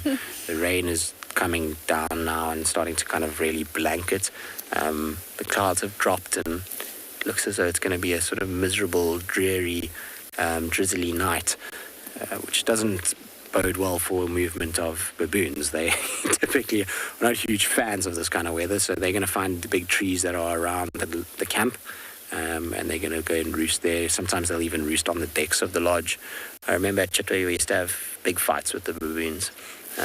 They used to go and sit on the lounges and then leave these grubby paw prints everywhere that you'd have to go and somehow wash out. Oh, there's a crocodile, David. You see it? Cruising along the bank. So this will be either Vlad or Boris. I don't know which one it is at the moment. We'll have to get a closer view of it. But those are the 2 crocodiles that are in this dam. Like I said, the names are ridiculous. I mean, Boris the Blade and Vlad the Impaler are, I suppose, fitting for crocodiles, but equally ridiculous as well. What you often find in these conditions is the crocs, they're not going to be sunning themselves. Obviously, there's no sun. As the rain is falling, they're now just doing little cruises along. And they'll kind of check for any signs of any antelope species that might be coming down to drink. Otherwise, what they're going to be doing is hunting fish. These guys are big fish hunters, and because it's flooded up at the moment, there's lots of small little bays that they can go into. And what these crocs do is, you can see how they've presented laterally at the moment. So what they do is they actually push themselves sideways into those bays, and they basically block the bay off with their entire body. And the fish then are so desperate to escape that they start to jump over the crocs. And as they jump, the crocs just latch out and grab them midair, which is pretty crazy. The best spot for it is actually closer to the camp, so you'll have to cross the dam to get there to be able to hunt like that. But I was wondering if maybe he wasn't hunting with that technique on the little flooded section where it's overflowing at the moment.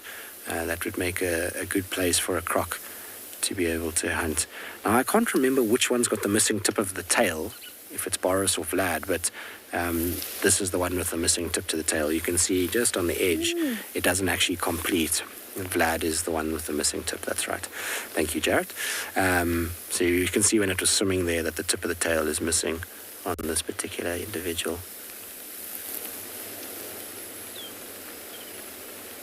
Creepy, though, the way that they move, these guys. You guys have also got a huge amount of crocodiles in Australia. Big saltwater crocs as well. Many. Such a funny thing, because people that don't have crocs in their country are fascinated by them, but people that do are, they're like, oh, it's just part and parcel of life is to have crocodiles around,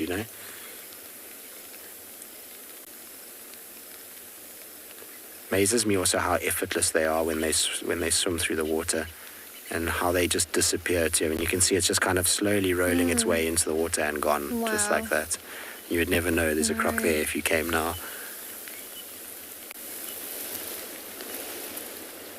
Awesome. All right, let's carry on a little bit and see what else we can find. Maybe some decent birds. I want to just do one more loop around where we've been seeing Thandi and the cub again, just to see if there isn't any sign of them towards the Muluwanini.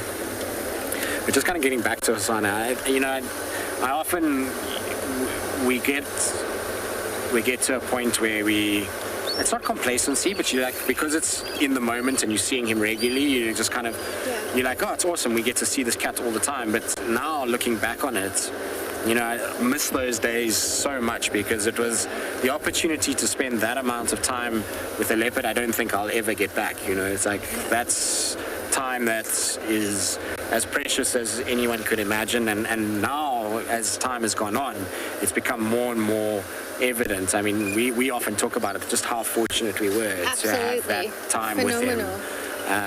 And it's why, like, I'm so desperate to see, I know you are as well, and I'm so desperate to see him again, because he's come so far since we last saw him. You know, he's almost become, he's a territorial leopard now, he's mated, he's a big boy, he vocalizes, you know, these are all new dimensions that we haven't experienced with Hosana. And so, you know, I'm really desperate to kind of see him again. I'm hoping that I'll see him in June, July, because I'm going to be heading in that direction. But the one thing is that we might start to see Hosana moving back a little bit. I don't think he'll make it all the way back to Djuma, but you know, with Hukamuri disappearing, the likelihood is that territory is going to be divvied up between Tortoise Pan and Mulawati for now. But what that might mean is that Tortoise Pan is no longer patrolling that western boundary, and that opens up a bit of a gap for Hosana to start pushing back closer towards Djuma, and maybe we get the odd sighting of him on Simambili. So, and do you think even the little chiefy could still challenge Tortoise Pan, even if? Yeah, I mean, Tortoise Pan is not that much older than him. They're very similar in size. They're all and 2016. They're both of them 2016 cubs. Yeah, exactly. So the same age. Yeah. Yeah. So there's really no kind of discrepancy in size. It's more just about attitude and the stage and desire to push and expand the territory. One thing with Hosana that has been evident throughout his life is he's always been pretty comfortable staying in pretty small areas and being happy to just kind of mill about. And even if you look at his territory now, it's not massive in comparison to a lot of other leopards. You know, he has yet to cross the Sand River and go southwards. So he's just on that northern bank, and he kind of just mills about he's there. He's just happy there, yeah. And he's got the run of the place, really. There's no other male leopards challenging him there. He's got multiple water holes, lots of prey animals. So, you know, for him, he doesn't have to worry. It's good. I always say, like, it's typical of him that he ended up in kind of going to the royal palace almost. He went and found the one spot in the Sabi Sands where it was like low density of vehicles, so he doesn't have to even worry about vehicles anymore. He's got all the space that he needs. He's got, you know, he's even got his little throne, which is this deck that is next to one of the water holes, and he's been seen on top. Yes. So, you know, he's like got the perfect little spot now. He's a prince. So. Exactly. He's got the, like I said, it's the royal suite that he's currently occupying at the moment. That's awesome. It's quite interesting to actually see these kudu are out and about. You know, normally with them, they're a little bit more shy, but I wonder if with the weather and the darkness that it is already, that they're happier to be out and about with the kind of oxpeckers and the waterbuck on this clearing.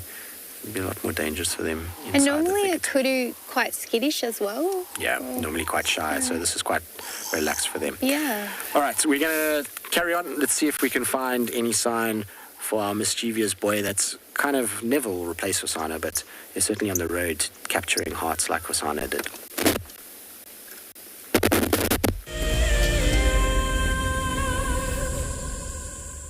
When on safari, there's nothing better than an evening spent under the stars chatting around a fire, with the sounds of the wild all around you. If you sign up to be a Wild Earth Explorer, you can build your own memories by joining our guides for regular fireside chats. Subscription payments can be made by PayPal, credit card, and now bank transfer. Wild Earth Explorers, it's in your nature. So in 1998, we had this idea to go and put a live web camera on a waterhole somewhere in the Sabi Sands next to the Kruger National Park. And I approached just about every single landowner, and everybody thought I was completely crazy until I met Yuri and Pippa Moorman. We thought it was definitely a fun idea and a worthwhile thing to experiment. And it immediately became a runaway success. And it gave people all around the world the opportunity to watch a little piece of Africa day and night. Back in 1998, It was the very early stages of the internet, and all we were able to do was to get a 30-second refreshing JPEG out of that camera. But over time, what we began to do is focus more and more on trying to develop this concept of giving people the opportunity to go on safari. Even though we live just 500 meters up this hill, we still put the camera on to see what's happening. Absolutely, we watch it ourselves. My name is Lauren and I'm currently working in Djuma Private Game Reserve here in South Africa. I love answering your questions during the live safaris. It's my favorite part.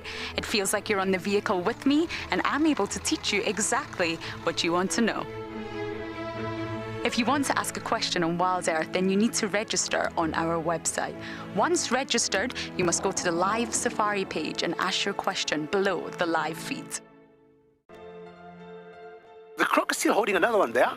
It's holding from the hindquarters. I would really want the wildebeest to cross. Is it trying? The croc is holding the tail. It's holding tight.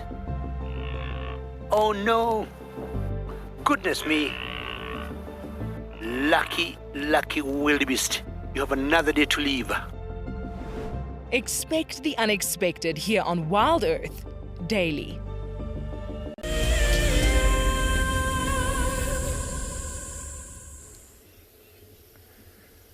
Welcome back to And Beyond Punda, everybody. So we left those lions. They had moved a little bit into the thickets, so there wasn't a great view. But look what we came to. These 3 subadult cheetahs.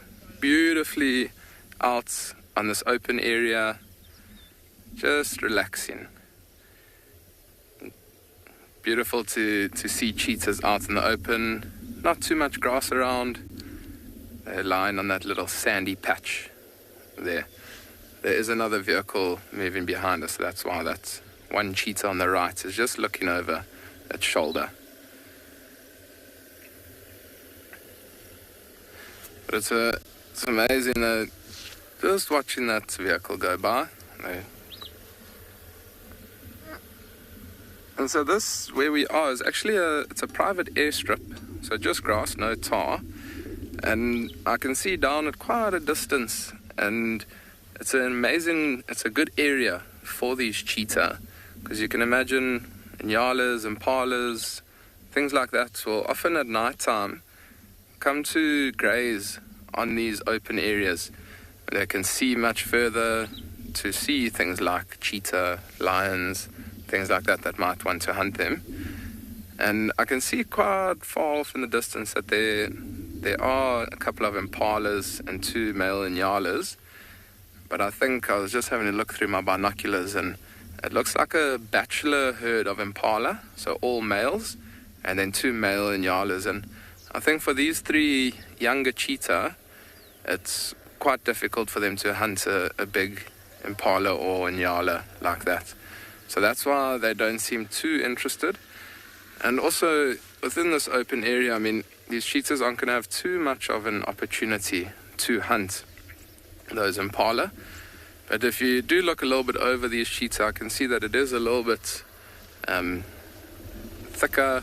So what these cheetahs would essentially do is that if they do spot something that they potentially want to hunt, they might try and slink off into those thicker areas and try to stalk up much closer to the prey that they're wanting to hunt, and then use that extreme speed of theirs to try and catch whatever they're going for. But for now, they seem like they are just resting on this open airstrip here. They don't seem like they're too worried about those nyalas or anything like that for now. If I do look through my binoculars though, the one on the left-hand side, I mean, cheetahs are extremely thin, slender animals built for speed, and so they are quite small, but I do see a little bit of a bump on the stomach there, which might mean that they've eaten in the last couple of days. And you can imagine after a nice big meal, they can be quite lazy, lazing around. So that's a perfect area here on this airstrip to rest for them. They've got an amazing view. They can see anything that's coming.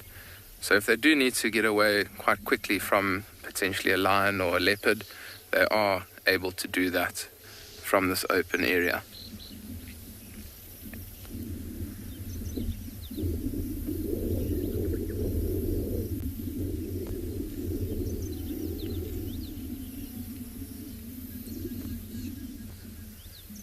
And it's amazing, it seems like these cheetahs, they're almost like all looking in different directions. The one on the right is now looking off to the right-hand side. The one on that's lying flat's looking directly down the runway. And the other one's looking almost over its sibling's shoulder. Just making sure that there's no potential threats around.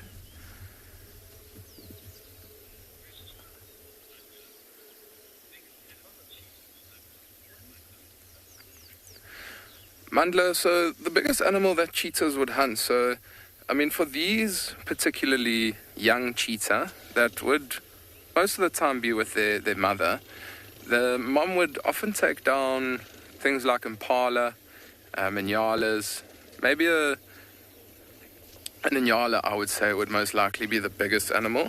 For these cheetah I would say probably a younger impala, female or maybe male. But I have seen before, which is quite incredible, a coalition of 2 male cheetahs up in the northeastern parts of Punda in our beautiful grasslands. I've seen them take down a almost fully grown wildebeest, blue wildebeest. So, I mean, that's an animal that probably weighs 120 to 150 kilograms. So, I mean, I think that was just a good opportunity. It was a male that was by himself. So I think they just took that opportunity and almost tried their luck, and they were successful, which was quite incredible. We saw the whole chase right in front of us, and it took them a while to get the wildebeest down, but they persisted and everything worked out in the end. The wildebeest was struggling a little bit, but I mean that the one cheetah was around the neck, and slowly that wildebeest then fell, and the cheetahs did end up feeding off it. And they killed it in the morning, and that afternoon my guests and I, we decided to go back and see how much they had eaten, and they had basically eaten pretty much all of it. So they spent the day there feeding, because they never know when their next opportunity to feed is going to be.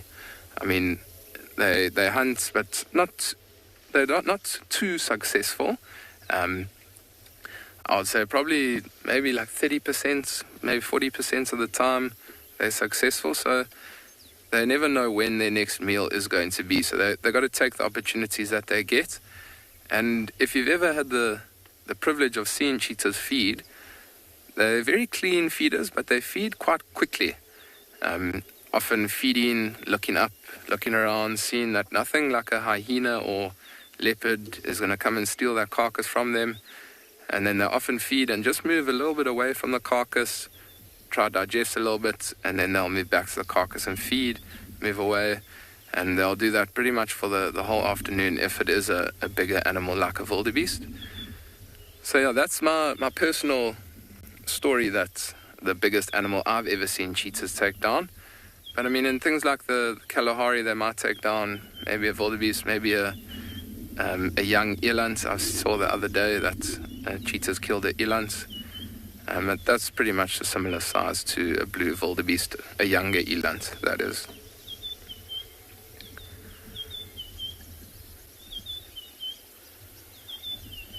I don't know if you're able to hear that.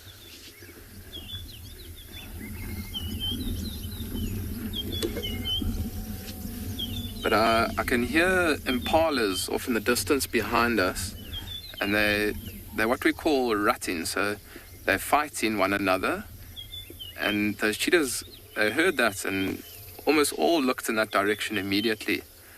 And it's just a sound that they might not be familiar to, and that's what caught their attention.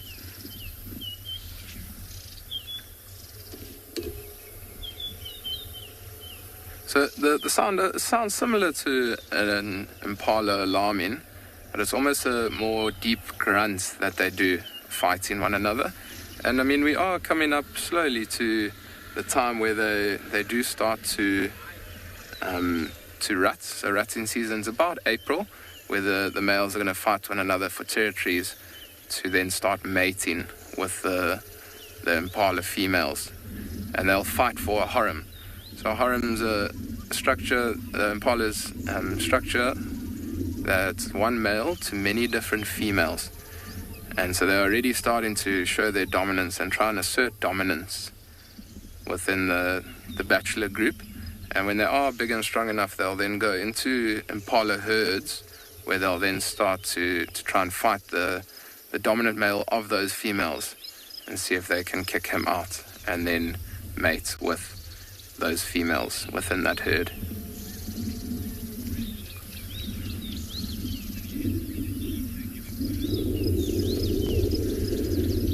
Jerome, I've never seen any animal out here in nature giving birth.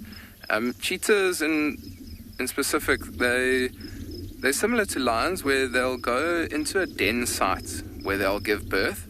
So that's quite a dense area, maybe in a grassland where there's lots of grass around, and the mom can tuck herself up in that grass and she can then give birth there.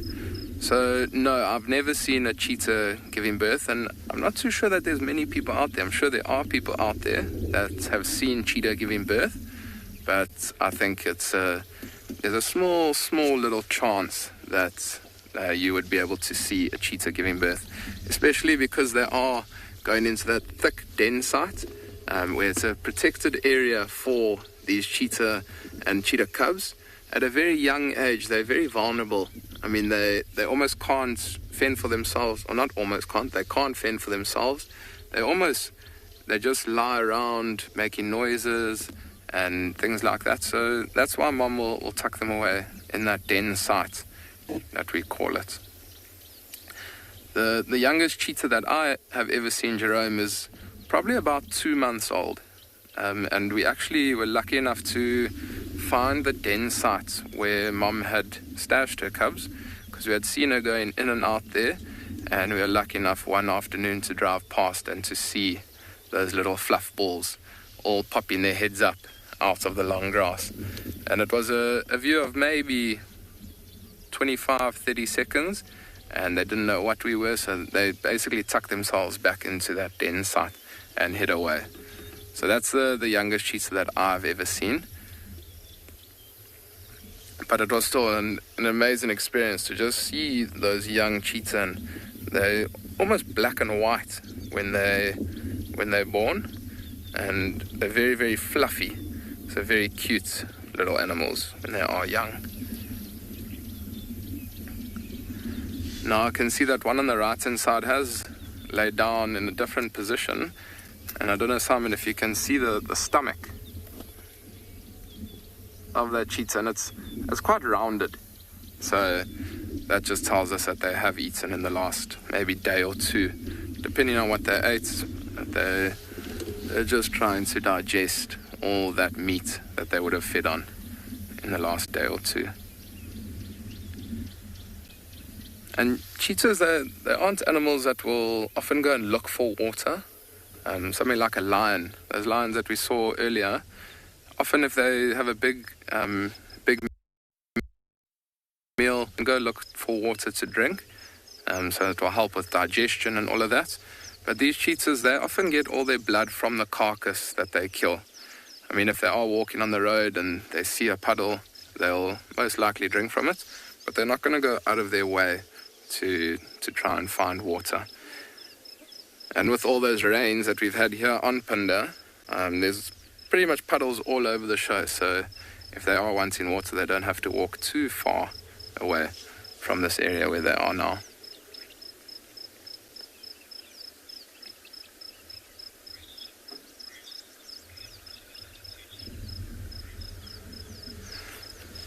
Bruce, so I know when we did start filming these cheetah, there were 5 of them. So the one cheetah, we suspect that the one cheetah got taken out by the pride of lions, potentially even that pride of lions that we saw, because we knew where they were in the evening, and then the next morning we went to that exact same spot and we saw lion tracks around there. So we do suspect that the one got killed by lions. And I mean, lions, they'll often take out cheetah just because, I mean, it's a threat to them, like it's competition, rather, I should say. Because they're feeding off the same things, they're in the same territories and all of that. So that's why lions will kill cheetah. And they won't feed off them, they'll often just kill them and then move off. And then the other cheetah, we saw that it had very, very bad limp. So here in Punda, we're very conservation aware. And so what we did is we called in the vet, and the vet came and had a look.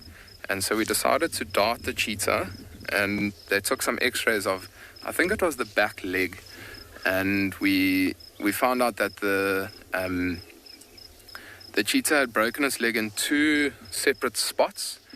And we asked the vet if it was able to operate and to potentially fix that leg. And he said that it's most likely not going to work. And so we took the drastic measure in euthanizing that cheetah, just because it wasn't going to survive. It wasn't going to live a good life with that limp. And we decided there and then to then euthanize that cheetah. I mean, it is the last resort that we want to do, just because cheetahs are so vulnerable, and there's not too many of them left. I mean, there's about 7,000 cheetah left within the wild, and here in Punda we are trying to conserve them as much as possible. So we'll go to all extents to try and save cheetah. So yeah, it was a very sad day on Punda that we had to do that, but I think it was the best thing for that particular cheetah at that time. But we are hoping, and we're very positive that these 3 cheetah that we're looking at right now are hopefully going to survive and grow up to be strong, independent cheetahs. So I mean, it's amazing. It will hopefully be an amazing story if we do happen to see them grow up and maybe even potentially have cubs on Punda. It'll be an amazing conservation story.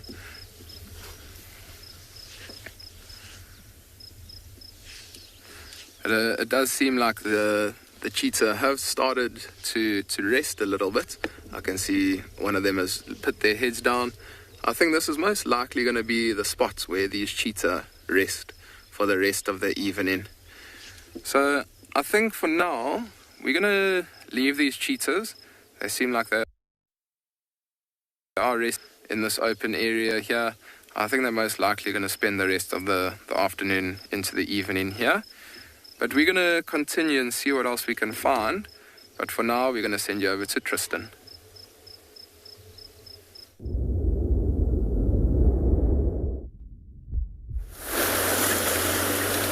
Right, well, we're still on the search for any signs of our spotty friends. For Jenny, hopefully they'll make an appearance and not let me down.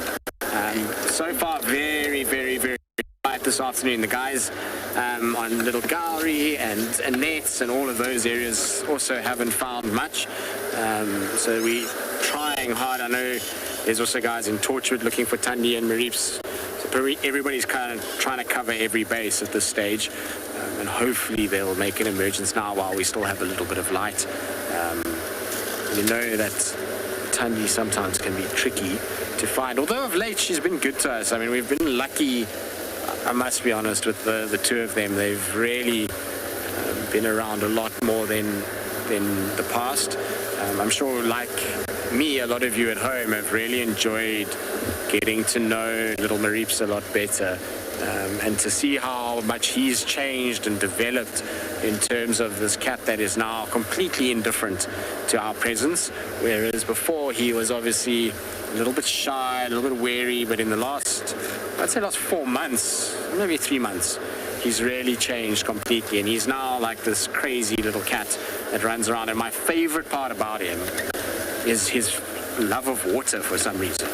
He has zero fear of water. He's just like puts his paws in the water. I had him the other day where he literally face planted the riverbed. He was just like boom, and his whole face was covered in sand and water, but he didn't seem to mind too much at all. So I'm really hoping we can find him this afternoon. It'll just be such a nice way to spend the rest of our afternoon. any time spent with a leopard in general is pretty good. Definitely. And lion for me. And You're a big lion fan as well. huge lion fan. And cheetahs, where do they stand in the big Cheetahs, no, cats? I love them. I love them all equally, but just I have seen one cheetah since I've been here, which That's very has been awesome. One of the dominant males in the west, so very special.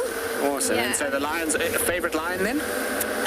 Favorite lion of all time, hairy belly Matimba male. And you got to see him? I did. I got to have 3 incredible sightings with him, which was really He's special. looking old Just now. want to let everyone know that he's doing really well. Just obviously being, you know, an older lion, but you know, I look at it that it was such a privilege to see a lion of his age being sort of approaching 16 years of age, free, still alive in the wild. It's really incredible. We were actually having this conversation last night, Steph and myself and the GM of Juma, Michelle. We were chatting about how that he must be one of the oldest male lions in the Sabi Sands ever, you know, in terms of how old he's gotten to. Not every day that a male lion gets to that age. It's a testament to A, his genes and his ability to stay alive, and B, to, you know, the fact that he's obviously found a place that is safe and has kind of managed to, you know, skirt the issue of other male lions. So clever as well as resilient, makes for an amazing kind of story. You know, the first time I saw him was just where we were just now at the dam, close to the dam there, up the road on Gari Main, and that was in beginning of 2012. Wow. So, I mean, that's 9 years ago. Wow. Yeah, so it's crazy that he's still going. Yeah. But you know, it's one of those things. I mean, when and I remember we had this conversation when Mvula was around and he eventually passed away. It's sad when you see them because you can see that they're coming to the end of their life. Yes. You know, they're starting to wilt away a little bit, and they really aren't as impressive as they were in their prime. But for me, the amazing part about those sightings and what makes it special is that you're with an animal that in the modern day world, and I suppose in many ways the Hukumari incident highlights this, is that the pressure on wildlife and this, you know, the human population expansion that we're going through means that lions and any other animal really out here is you know, their ranges are restricted and they're under pressure as species, you know. So anytime you can sit and watch an animal grow out through its life and die from a natural death based off old age is a very, very, very special thing. And I know it's hard for people to see it, and I know it's hard to understand, but in many ways that brings more of a smile to my face that this animal's had this opportunity to live. And Tristan, that's exactly how I felt in that sighting. It was such a privilege to be with this beautiful old king that just think of the lineage that's out there. Yeah, exactly. It's crazy. Of the Matimba males, even looking at these little Nkahuma cubs that are grand little Matimbas, you know. Exactly, that's exactly it. You know? It's special. It is very special when you get to see. I'm glad you got to see him too, because you know, I don't know how much longer he's going to be around for. You know, the reality is, as much as we love all of these animals out here, and Tandi's another one. You know, that's her time is. She's gone past the prime of her life. Unfortunately, that's just the reality. It's, as much as you don't want to say those words, me particularly, I don't want to say those words. She's one of my favorites. That is just how life works for these animals, is that their lifespan is shorter than what ours is. And it means that we have to accept that as much as we get all the amazing stuff, that there is going to be an end point. You know, in Tandi's case, even if she was to, you know, not have another set of cubs and she passes away fairly kind of soon from now, she still would have lived this incredible life. You know, she's done an amazing amount of time and she's produced how many different offspring. And that's the celebration, is in that these animals have been provided a protected area where they can survive, thrive, and impart so much in the way of understanding for us of the species. Yeah, you know, so. Very special. All right, so favorite male lion, hairy belly, and females? Pride or Pride? Pride, actually, females is from the Western Sabi Sands. Yeah. Daughters of the Mopojos, it would be the Ottawa. The Ottawas, yes. And then again, those two girls that they call the mother of the junior Ottawa sub-adult and auntie. They're again very coming to that age of getting old of their life in being quite elderly, but very special to spend time with the Ottawa girls and see the sub-adults there. But then, of course, I've being here in the northern Sabi Sands, I've spent a lot of time with the Nkuhuma Pride. I mean, that's family. Exactly. That's family. That is family. That's family, and all the Aroka boys. Family that's going to get a stern talking to soon because they don't come visit us enough. It's like the family that moves overseas and doesn't come visit.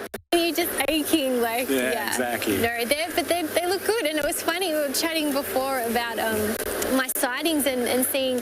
I saw it made me laugh. It's very typical, but I saw the purple-eyed lion babysitting Amber Eyes' cubs. Exactly. And Amber was off sort of towards Mala area, and yep, there's Purple Light with her cubs and Ambers. That's, typical Amber Eyes, you know? It's like I was saying to you, businesswoman. She's like, I've got stuff to do. Purple Light, you're going to look after the kids. I'll be back. Don't worry. It's all good. So that's awesome that you got to see them. And I know that you had a bit of a sad sighting in seeing one of the Nkuhuma, and a lot of people have asked me about the Nkuhuma injured. Yes, so it was very sad. It was, so there was calling coming from, I think, again, towards into that sort of Marthley, Londolozi, Mala area. And Purple Eye, this is when she was with these cubs and got up and started moving, and her two cubs went. And then it was this little one that was following, but may potentially be Chella's cub. And just walking with a very severe limp. Don't know if it was broken. To me, nothing was sort of dangling as such, but just that there was no weight bearing on one of the back legs at all. But it was. Okay, I mean, it was really sad. The one good thing with that is that she's part of a pride. Still young, so has got lots of time to recover. And you know, a lot of people often see these wild animals and think, you know, broken leg, death sentence. But when they're smaller like that, because of the amount of growth that's taking place, often those bones will heal fairly well. And there was, if you ever doubt that, the story of the Talamati cub is always try and kind of sell this to people to show the resilience of lions and wildlife in particular. But this Talamati lion was, when it was tiny still, they found these tracks, and the guys thought it had been a python that had tried to grab the cub. And that's what they thought had happened. But eventually, after tracking it for a while, they found this little cub, and it was dragging itself on two legs. So it looked like it had a completely paralyzed back, and it had like this damage to its leg, and it just didn't look good at all. And that cub now, if you see it, you would never know. It's the one that's missing the tip of the tail. And I saw her this morning. I saw her this morning. And you see, like, absolutely fine, walking well, part of the pride.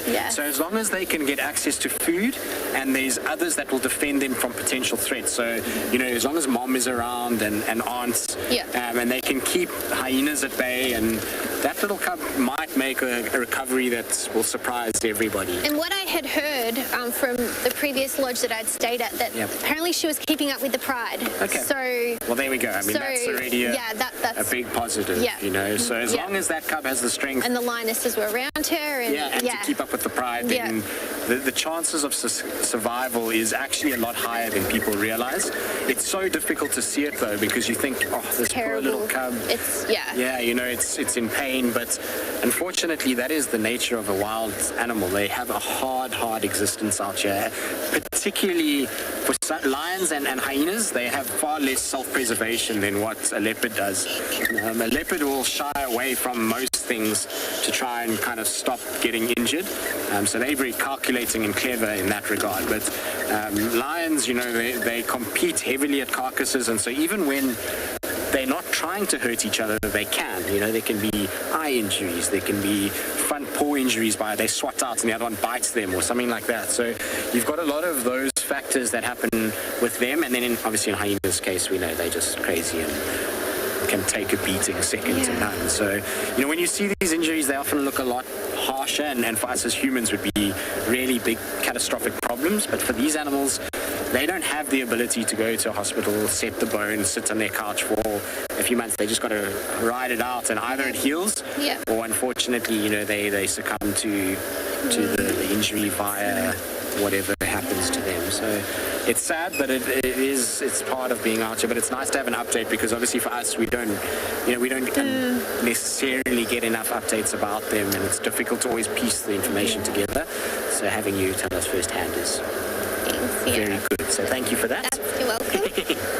Very special. They're very special to see the Nkuhumas, and and Blondie and Mohawk sticking together. And then again with Blondie, I know a lot of people concerned about him, and he's looking a bit frail and thin, but the limp is still there, but not had a nice full belly when I saw them. Okay, yeah, cool. they'd all fed well, so it was.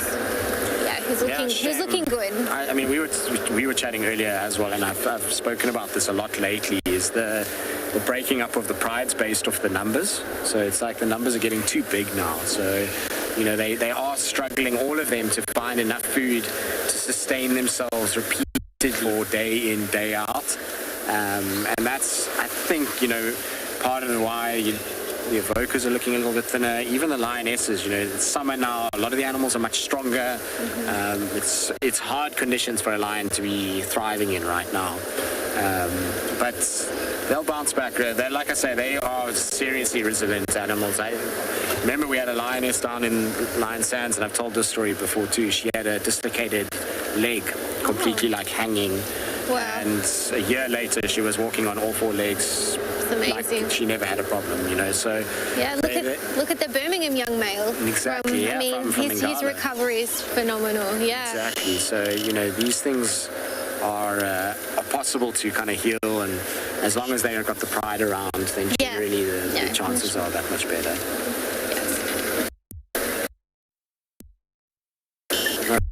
Fit for kind of for Tundi and the cub because of where we are. This is a place that they also spend time. Hopefully we'll have a bit of luck.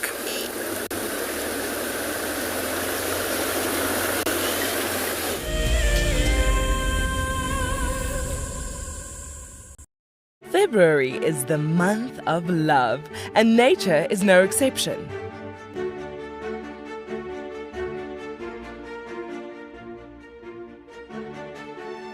Tristan and Trishala will be igniting the flame to discuss the bonds formed in the African wild. Sign up to become an explorer and join them by the fire on Sunday, the 28th of February. Wild Earth Explorers. It's in your nature. The reason why we see that wildebeest by himself is because he's a male, or a bull, as we typically would call him. And what he does is that he marks and defends an area. Essentially, he is looking for the ultimate piece of land or prime property. Needs to have good grazing, needs to have a water source close by. And not too far away from here, there's a sickle bush thicket that would provide just enough shelter from the wind and the rain. My name is Steve, and one of my favorite things at Wild Earth is getting questions from you. The type of questions that I really like are those ones that really help us to unpack and understand and really integrate the ecological knowledge and fully appreciate the importance that animals such as these Cape buffalo bring to the ecosystem. If you want to ask a question on Wild Earth, you're going to have to register on the website. But once registered, just head on over to the live safari page and enter your question under the live feed.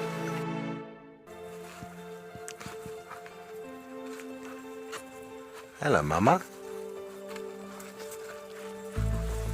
Just checking us out, everybody. There's no aggression here. Very relaxed. A herd of elephants moving around your car like that is truly, truly magical. Tune into Wild Earth every single day. It's in your nature. Hi, I'm Kyle, and I come to you live every day here from Tswalu Kalahari in South Africa. My favorite animal in the Kalahari has to be the aardvark. Its unique appearance, its ethology, and as well as ecology within this vast ecosystem is amazing, and something that I have been really lucky to experience on foot here at Tswalu. Catch up with the guides daily here on Wild Earth.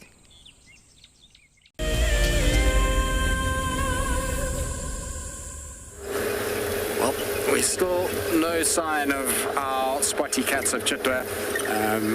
I suspect just maybe she's on a kill somewhere and they are together. That's maybe why we haven't picked up anything. Normally he's quite mobile, so he moves around quite a lot, and if he's in an area you'll find his tracks somewhere. But if they're on a kill, then obviously that negates a lot of the movement of him. I'm just trying to find, there's an old 2-track road. Is it here? I think think it is here. Yes, it is here. That goes through this little area here, and I want to just take this because I know that they've been spending a lot of time in this section. There's impalas, so that's not necessarily that encouraging. But they've been spending a lot of time in this little block since it's been flooded in the Mulawanini. They've been hanging out in here rather. So I just want to double check. Yesterday morning, I think it was. Was it yesterday morning? I don't even remember if I was on drive yesterday morning, but there was tracks.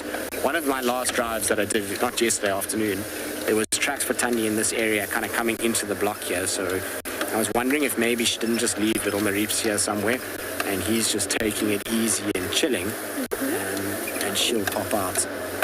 Or he'll pop out if we just drive through, check some of these trees. This time of the day, I would expect him to be up on a mound or somewhere there.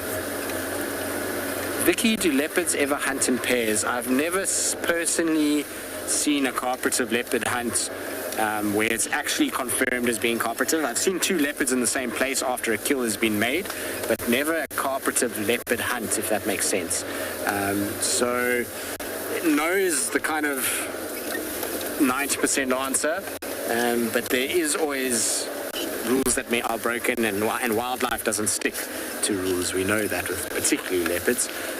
The one instance where I wish that I could have seen what had taken place was an instance where I had Tingana mating with Moya, and we had tracked them all morning, and they were walking, mating, and we just couldn't catch up with them. The more we drove, the more they kind of moved. And eventually we decided, the guests kind of got, tired of this tracking process. And they were like, let's just stop for our morning coffee. And it seemed like a good idea because we could listen. Obviously, mating has got a huge amount of vocalizing to it. So if you stop, you hear them, it's also easier.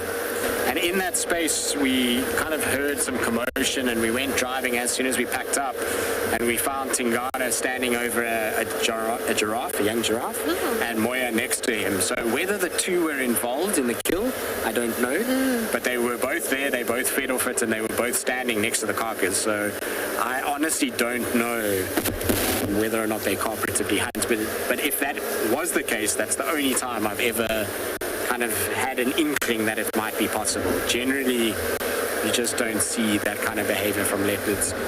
They don't have the dynamic where they spend enough time together to understand each other's hunting abilities. When you look at something like a lion, the pride is closely bonded, they're together, they spend a lot of time in one another's company, and that allows them to be able to understand subtle body language that helps in the hunt, and they practice that over and over and over again, whereas leopards don't. Their kind of whole structure is not designed for that kind of hunting. It's more an ambush sort of predator in many respects. Jenny, any other questions that you might have for us this afternoon? Oh, gee. You had the Asana question. Little chief question. You can think about it. You don't have to ask me right now. Yeah, if you have a question, you're welcome to. Thank you. Good afternoon. How are you doing? Good, and yourself? Good. Yeah, I heard so. Thanks, man. Cool. Cheers, guys. So, just getting an update quickly from one of the other vehicles. They just were letting us know about the dogs and where they went. This afternoon has been more about trying to find one of our swatty cats. I have a question, Tristan. Yes. What season is your most favourite to guide in? To guide in? Yes. My favourite season to guide in is spring. Okay. It's very short, but it is well worth it. So late September, early October. And there's a reason for it is that generally you're at your driest point in the year. So congregation of animals is much better. Roads are quite dry, bush is quite dry, so tracking is a little easier. So your game viewing tends to pick up a little bit in that period. Okay. But also what happens is that even if you do get a little bit of early rain, you start to see the transitions taking place. So migratory birds are starting to arrive. The bush is starting to go from that drab brown dead feel to starting to come alive again. So that's why I like that period. Also a lot of young animals at that time of the year. So So it's a nice time to be in the bush. It also is really dependent on where you're going. So that's for here in the Tswalu Sands.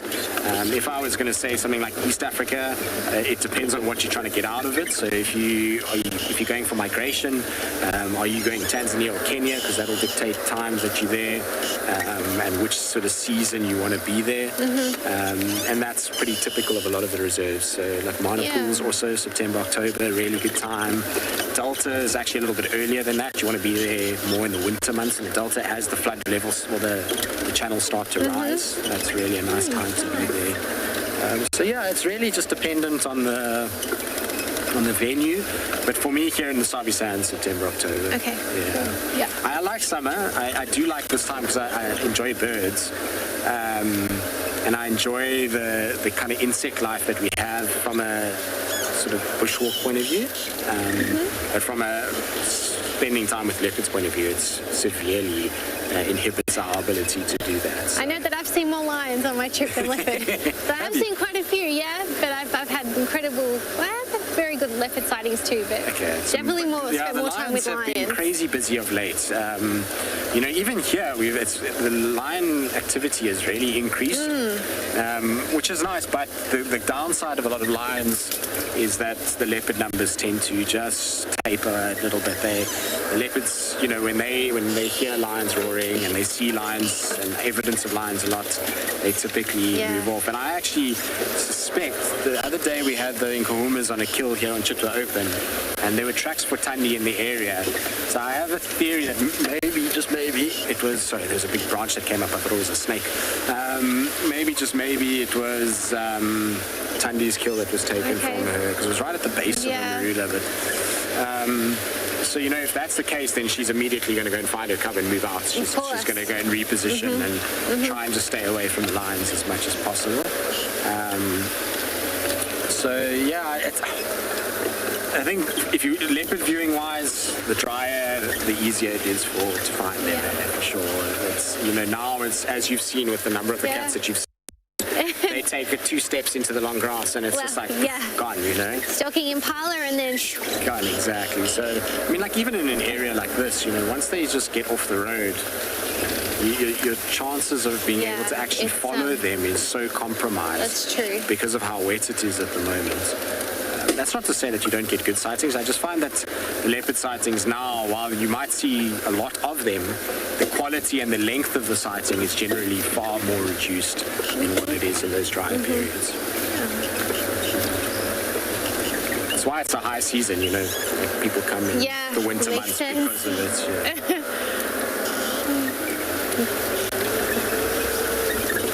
Or if they're up for a challenge like me, come in the rainy season. When they've had the most rainfall in record time. It's been a serious amount of rainfall since you've been here, that's for sure, because you arrived just as the cyclone hit. Yeah, started at Ingala and this is what is known as an elephant roadblock right here. There we go. So we're going to do a little bit of creative maneuvering and go around it. It's tricky in these conditions. Sophie, you're asking if a leopard's coat or a big cat's coat changes with the seasons. So you do see a slight thickening of the coat. I feel like the hair just gets a little longer. You might not get that much more than noticeable. Our conditions here in South Africa are very much... they're not that bad, let's be honest. It does get cold, no doubt, and this year will be cold in this winter due to the amount of water. It's going to be a lot cooler than it was last year, but it's not crazy. Very seldom do we have temperatures that go below 5 degrees Celsius in this area, and we have very, very kind of moderate days that are in the mid to high 20s in our winter. So it's not a huge need for big cats to have a coat that changes a lot. They can do just fine off coats that they've got, even in the sort of colder days that we have. But there is a slight lengthening and thickening of the coat. It's not much, but it is there. Just going slow through this block. It's a difficult block to get through. I can't believe this termite mound on my right-hand side. I don't know if you were watching when we had a sighting of Tingana once where he went down and disappeared in the water, in the burrow, and he didn't come out for a long time. And he turned around in the hole? Yeah, and then he came out and he was all dusty. Yeah, yeah. That's this termite mound. And remember then there was not a single blade of grass on it. So this mound has changed completely. Yeah, it was just around the back here. It's just crazy to see what this mound looks like now. It's definitely not being used anymore. There's no sign of any entrance or exits from anything. But yeah, it's crazy to think that that's where it was. Okay, we're going to carry on. Hopefully we're going to find one of our cats. In the meantime, let's send you across to Pinda.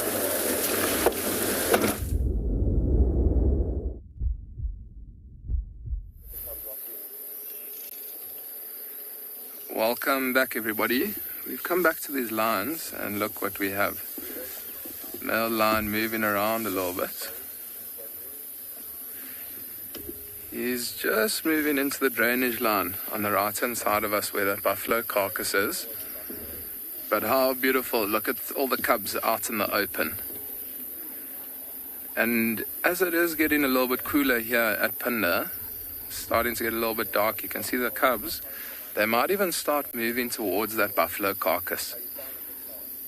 Maybe that male is going to go feed and these cubs might even join him. It'll be quite incredible after the afternoon we've had with these lions to see them move towards that carcass.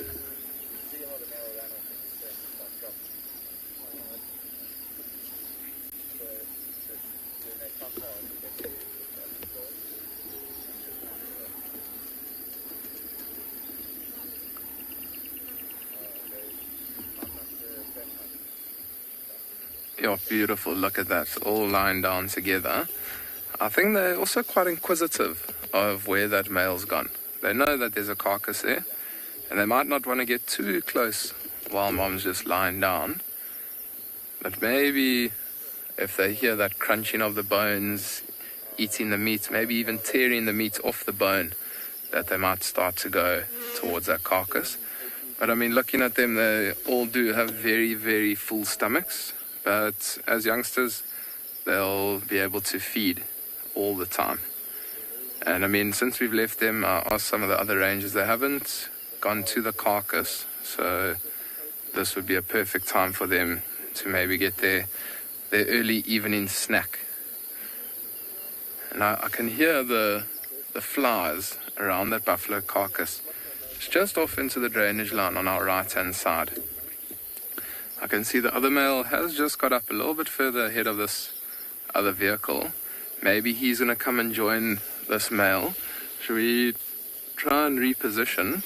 I'm going to move back a little bit, see if we can try get towards the carcass where the male lion is feeding. Just if you bear with me for 2 seconds, see if we can go get a view of this male lion feeding on this buffalo carcass. And it'll be nice to show you all, see if we can see this buffalo. It is in quite a tough position to get a vehicle to, just to be able to see, but let's go give it a try. I'll just take it nice and slowly as we drive around to set a view.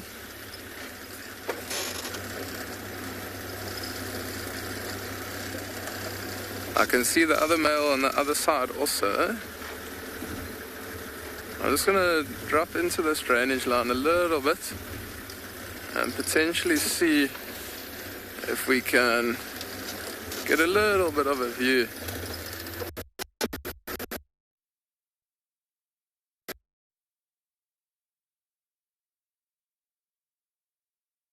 Get a little view push in the way of the buffalo, because he's almost in a little drainage line where there's a little bit of water, and that's where this buffalo may have even died. Oh, it's got a bit of a hairball.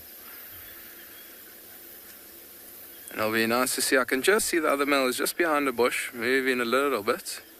He's giving a the bush a little bit. He's giving a the bush a little bit. He's giving a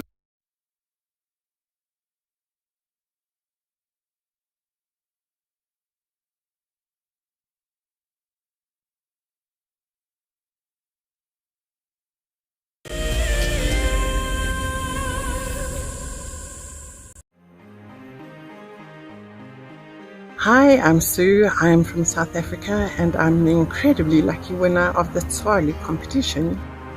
Tswalu has so much to offer, but we're really looking forward to the game viewing options, as going out with a personal guide who has so much knowledge will just be exceptional. Motsi Lodge looks absolutely amazing and we're so looking forward to spending time there. It really is out of this world. I only registered as an explorer towards the end of January, so when the email arrived stating that I was the winner, it took me totally by surprise. I'd just like to thank Wild Earth and Tswalu for this most incredible prize. It really is a dream come true. Wild Earth Explorers, it's in your nature. Our bodies are made up of about 60% water, which means that in a very short space of time, you can dehydrate completely. A relatively efficient way of collecting water early in the morning is to take an absorbent material like a sock and to walk through the grass, absorbing the condensed dewdrops on the grass. Once the material is saturated, you can then squeeze it out into a container, or you can suck it out directly into your mouth. Hi everyone, my name's Daniel Fisher and I'm going to be your guide this afternoon. I'm looking really forward to taking you through and showing you all the beautiful places here at and beyond Ngala. If you have any questions, please register on our website. Once registered, go to the live page feed and post your questions underneath the live feed. Join me on my next safari through and beyond Ngala on Wild Earth. Send me live questions through the Wild Earth website and I'll answer them live from the African bush. Something very, very interesting. I didn't plan this, but this is a scene rarely seen. This is what we call a journey of giraffe. So beautiful.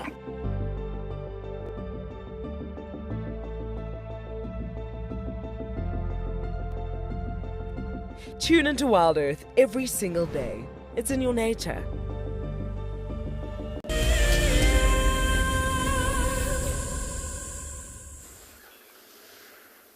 Welcome back everybody. Sorry we lost the picture there, but these males have now, they're both on the carcass.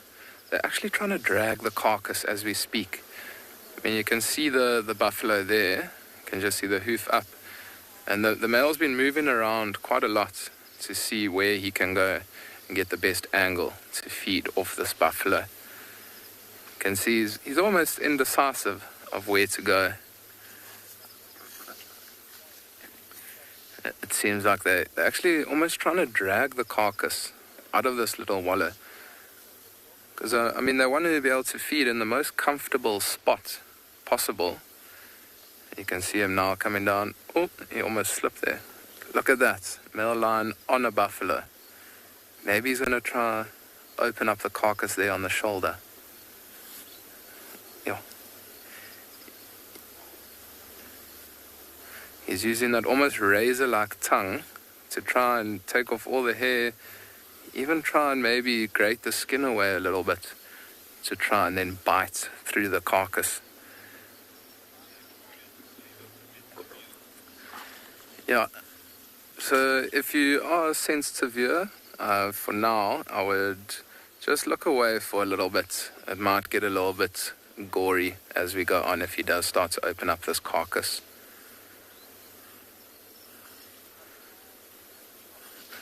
It's quite incredible. You can even hear all the flies. As this male lion moved the carcass a little bit, I could hear all the flies go off the carcass and fly around.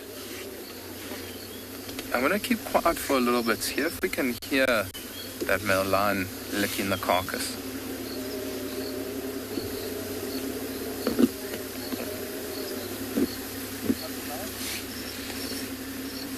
You can hear he's actually trying to dig his teeth into the carcass. Let me keep quiet a little bit more. Look at he's using his claws.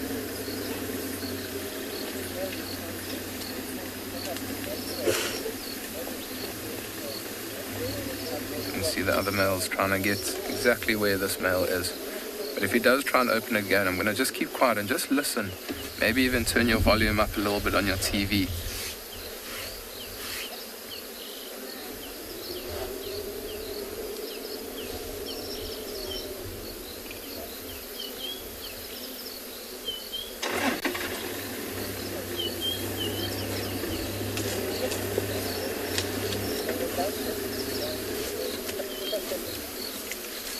Or he just dipped his paw into the water. Yeah, the male's trying to come from this side now.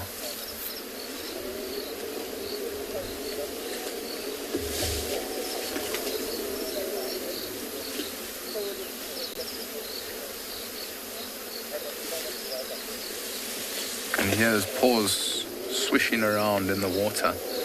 And you can see he doesn't like that. When he put his paws in, tried to move the carcass, and then decided, no, that's not the best option. Yeah, he's going to walk past the camera now.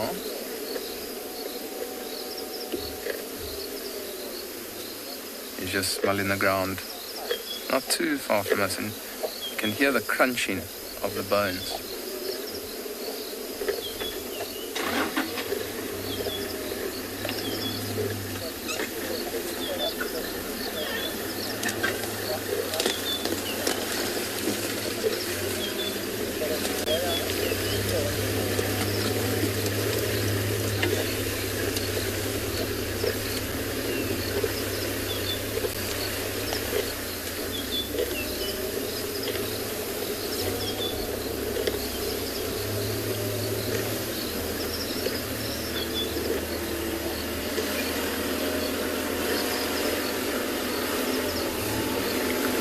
You can see now this male, this is the other male trying the same approach as the other male was. Oh, oh!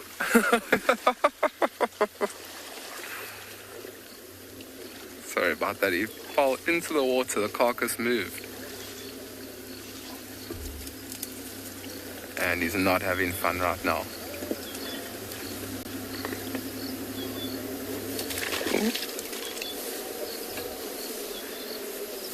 Not a happy male lion at the moment. He knows that there's nice big buffalo there for him, but he just can't get the right position. Maybe now that he's wet, he'll just decide to go in.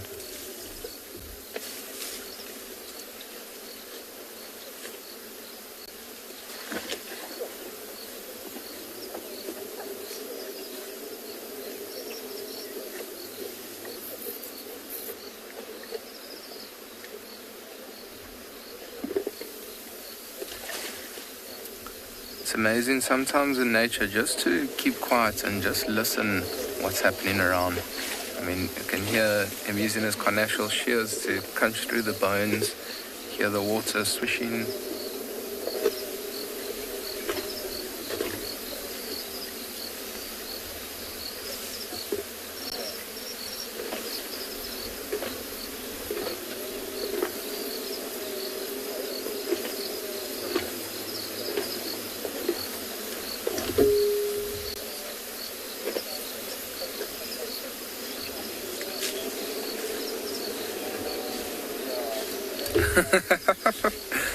Yeah, they are basically like can openers.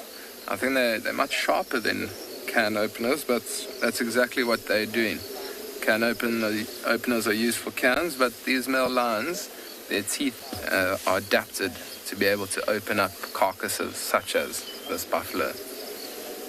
It's quite amazing, I mean, to see the claws come out when they put their feet onto the buffalo, and to hear that noise, that crunching of the bone, trying to open up a carcass. And I mean, I can just see the one on the right hand side. It's quite tough to see, but he's feeding from the rump, from the back end up. And that meat's been in the water, there's been a lot of flies and things on it. And the male lion on the left, what he's trying to do is he's trying to get to the freshest meat. I mean, that meat around the shoulder, maybe even up to the neck. As you can imagine, a big buffalo bull like this, lots of meat around the neck, and the skin is all intact there. So as soon as he does open it, that meat is going to be probably the freshest meat on this carcass for now. It hasn't been in the water, it hasn't been getting toasted by the sun. So that's exactly what he's trying to go for.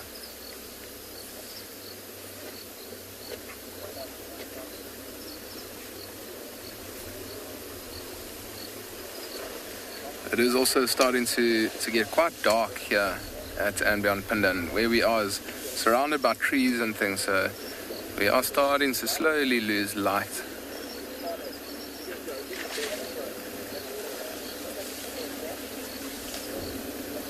The male's had enough on the left-hand side. It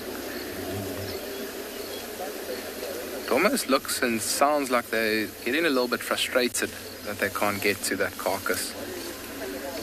But I mean, the more they eat, the better it is, because once they eat a little bit more, they are then able to grab the carcass and potentially move it out of the water.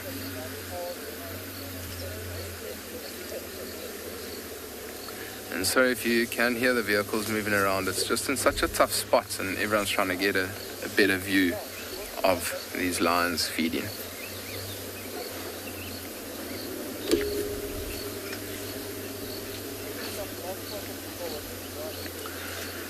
Leopard girl, it really just depends. I mean, I think personally I would say that these lions would most likely be here for, I would say, another 3 or 4 days.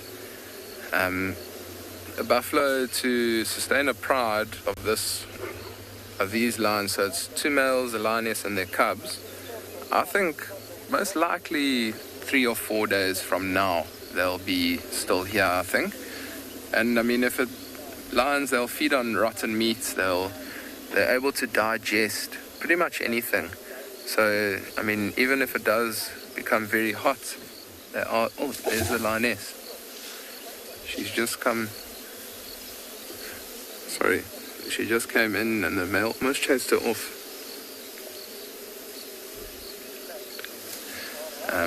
But I think she maybe wants to come get a piece of meat.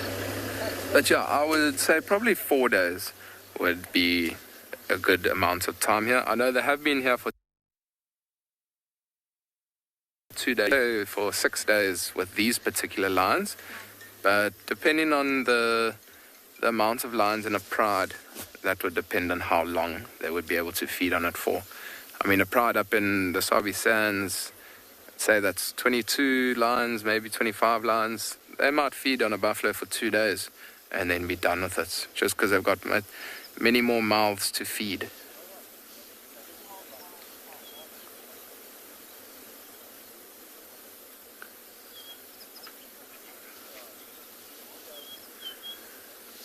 So I think for now, these lions, they are still feeding, but it is a very, very tough view.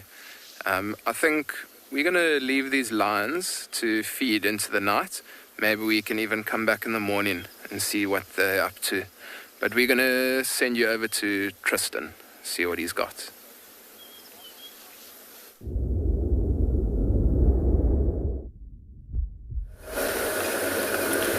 Well, it sounds like Chad's had a decent afternoon with the lions at Pinda. Sounds like a good sighting. Fortunately, we've had very little luck this afternoon. All we've managed to attract so far is a lot of rain, but at least the company's been good, and we've had some quality conversations, which is always nice. It's nice when we have someone on board when it's quiet like this and we can talk about all kinds of random stuff, especially the histories of some of our favorite cats. I've thoroughly enjoyed my afternoon, regardless of the quietness of it so far. But yeah, there's been really so few updates. The only really interesting update that we just got now was that I'm pretty sure it was Langa that was seen earlier crossing out of Djuma, but she went apparently towards Hofmann's, and the guys were telling us now that she was sawing, which is interesting. And I suspect that if it is her and she is sawing properly, it's not because she's trying to be territorial. I think she's trying to find her mom. Her mom has not been with them for a long period now. It's been sort of 2 weeks since I think that mom was seen anywhere near either of the cubs. And we know that whenever we've seen Sipui with the cubs, Langa's always very close to her. She's always kind of tucked up and near mom. So I wonder if she's not just missing her mother a little bit and just trying to desperately find her, because life on one's own is not as easy as when mom looks up and looks out for you. So that may be why her calls are getting more desperate and louder, and why it sounds like she's almost sawing. I would be very, very, very shocked and surprised if she was trying to be territorial. I mean, we saw with Kalamba how long it took Kalamba to start sawing after Thandi left her. She just tried to find her place in the world for a while. So I don't think she would have been triggered yet into getting into a proper kind of territorial display like sawing. And if she does, it's, you know, it's attracting attention from her. Sorry, little spider. Maybe I can get back far enough before we break its web. There's a little green pea spider. No, the jack unfortunately stuck to the web. Sorry, little spider. Aww. You can just make it out. Kind of cruising there. I don't know, David, if you can see it. It might be quite tricky with the camera to see, but there's a little green pea spider. You can see why they're called green pea spiders, because of that bright green luminous abdomen that they've got. But it had just built its web and I only saw it too late. I was busy looking in a tree to my right, so we unfortunately nicked the web and it stuck to the high lift jack, so it damaged a little bit. But that's okay. These guys do build their webs pretty quickly. We saw it last night with a bark spider, how fast the web building process goes. And ultimately, the web itself has come off the jack.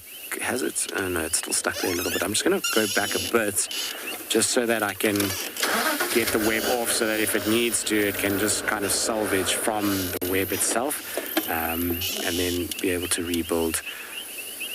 It's the problem at this time of the year when we come into the summer months. These poor spiders, they build on the roads because it's a big open pathway, and a lot of the time roads and pathways house a lot of insect activity and traffic that will promote insect activity. I'm just going to see if it's going to go up into the tree. There we go, it's just following one of its anchor lines. And from here, once we go, it will balloon across again. So how these guys work is they do what's called ballooning. So they'll attach a piece of silk and then basically drop down with it, and the wind carries them over the road to the next little anchor point, and they attach the silk there again, and then they're able to start going back and forth and being able to actually build a really nice web. Okay, so I want to just do this area around Treehouse again. We'll check sort of central Djuma, any sign of Kalamba. As we were saying right in the beginning, Jenny was wanting to see Kalamba. It's her favorite, so this is, if we're going to find her, it's going to be around this section, I think. I don't know what the effect Sabui's little interaction with her is going to have in terms of where she's going to go, or if it's not going to make any difference at all. I think time will only tell as to whether or not they become in any way affected by either of them, by the presence of the other one, or if they'll just still continue to patrol those boundaries. With Shadulu and Kalamba, she certainly didn't seem to be too phased. She's still walking around in quarantine and is not too worried about that interaction she had with Shadulu the other day. It's going to be nice when winter rolls around and the roads soften and we can start to track again a lot more through the blocks and to start having a much better understanding of where our cats are actually spending a lot of their time. At the moment, it's very tricky because they go into the blocks and we're not 100% sure on the routes that they're using. Often people ask about how we manage to find these cats as often as we do, and a lot of it is just from understanding the pattern and understanding the route that they like to walk. Once you understand that, you're narrowing down your field of search massively. You know the pathways that you're checking, and then as you drive, you're not only scanning kind of on the road, but you'll check a pathway because you know that leopard uses it, and often that alerts you to a track or something like that. And so the winter months will give us a much better idea of what's going to be happening within our leopard community. On top of that, as everything dries out again, so they're going to have to start using water holes rather than what it is now, where they're just drinking from seep lines and random little elephant sort of pits that are in the bush. It's really going to become a lot more kind of dependent on water, and that allows us then to figure out the exact patterns that are taking place. I mean, we have rough ideas at the moment of where certain... Another second. There's tracks here for, looks like lions that have walked here since we drove here this afternoon. Wow. Yeah, looks like 2 or 3 lionesses. Let's just follow these quickly and see if we find them. But these are definitely on top of our vehicle tracks from this morning. You can see them walking up the road here. I'm sure they're not going to be far. There was a lot of buffalo around the area, so maybe they're trailing the buffalo, or we're trying to hunt the buffalo at one point and they've now emerged. They're definitely mobile, so I'm interested to see who this is. Maybe it's those 3 Nkuhumas we had a few days ago, yesterday morning, because they would have been moving in this direction. See, I can smell those buffalo now already. I don't see any tracks with these lions anymore. Oh no, they're still going. Tracks for the lions are still going. It gets really tricky now to track in the dark. It becomes quite tough. Alright, Jenny, let's see if we can find you these guys quickly. So it just goes to show when you're out at night, just because it's dark doesn't mean you must stop paying attention to tracks. They still help you heavily when it comes to being able to locate these guys. These tracks are very fresh. They're right on the road. Yeah, I reckon these lines can't be too far. Hoping we're going to bump them on Philemon's cut line here.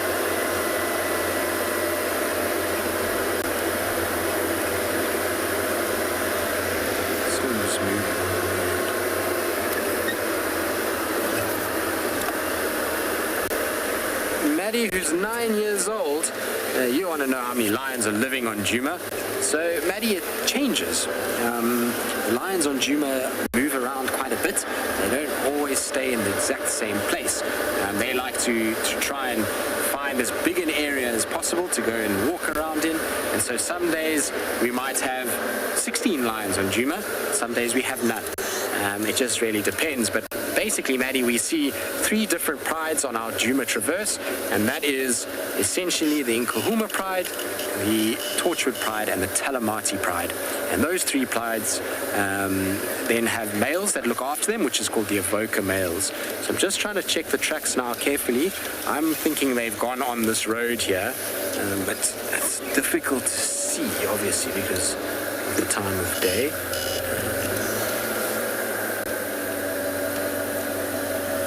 Yes, they've walked, yeah. Okay, so there they are, in the road. So we found them. Nice. My girl. Okay, so David's going to go into infrared, so you'll see that the light will change and we will change color as well. But I knew the tracks were looking very, very fresh. When you start to see tracks like this on the road, you know that they're not far. I suspect that it's the Nkuhuma lionesses. Where we are is classic Nkuhuma route that they're taking, and I'm pretty sure, judging by the tracks, that there's 3 of them. Oh, wow. Which would be the same 3 that I had yesterday morning, which was, it looked like one of Ridgenos's cubs from 2016 and the tattered-eared lioness that were in that group yesterday.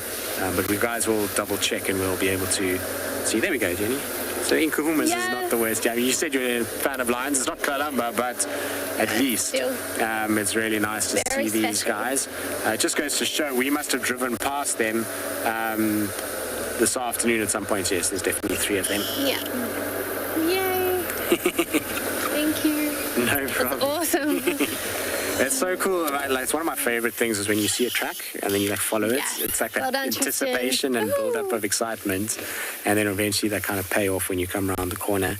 And you can see how they're smelling where these buffalo were. Also, this is where Trish had the wild dogs and the hyenas this morning. So I wouldn't be surprised that that's what they're also picking up, is the scent of the wild dogs. The wild dogs ran this afternoon in this direction towards Arethusa and were found on Arethusa. So they could also be following that. It's not uncommon for cats to follow the scent of dogs. You see it sometimes with male leopards, and they actually then pilfer from the dogs themselves. So. Can I ask Tristan, one of these Nkuhuma lionesses, is it one of the younger lionesses that Mohawk Avoca was giving a hard time to?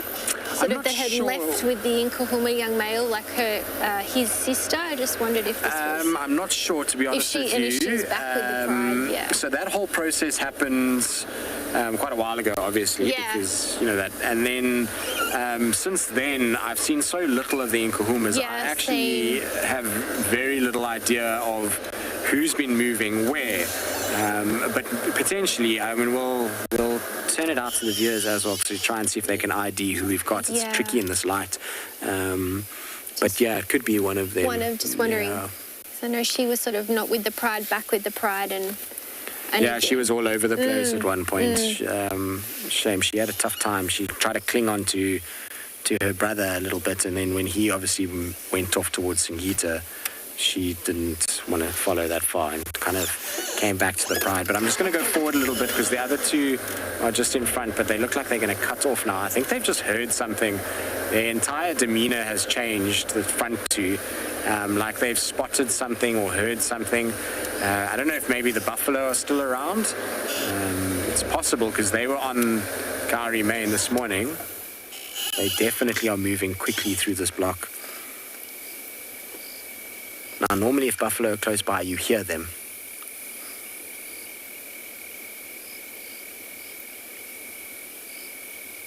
I don't hear anything. I'm just going to try and see if I can get the spotlight on where the other two have gone.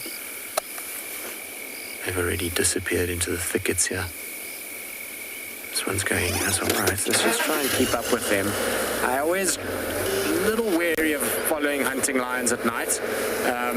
You don't really want to give their position away if they're hunting something that's quite observant. So buffalo aren't very observant, but things like kudu, waterbuck, they hear the cars and they just know straight away that they need to kind of be careful. So I just want to double check when we're going through here. You will see that my lights are on because otherwise I'm going to get myself into a lot of trouble and probably smash some sort of part of the car if I don't have lights on in this thicket. So I just need to double check because this area is very close to a seep line. So I just need to make sure that it's not too wet out here. Just careful on your side there, Jenny. Got this one. I think we're all right for now. Yep.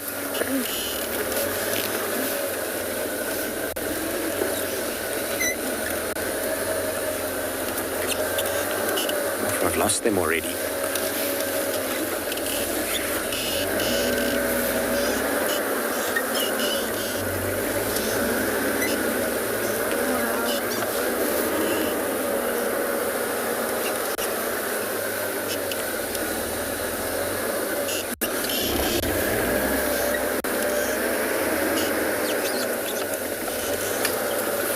Where they've gone. And this is, Jenny and I were having this conversation earlier about leopards and how they disappear in 2 seconds when they go off the grass, but you can see now with lionesses it can happen too. I don't know where they've gone now. General direction is the way that I'm traveling.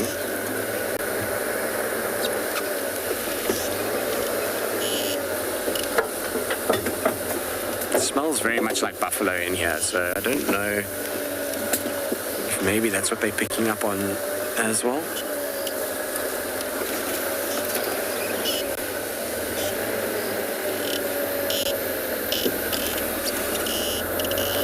Where did you girls go?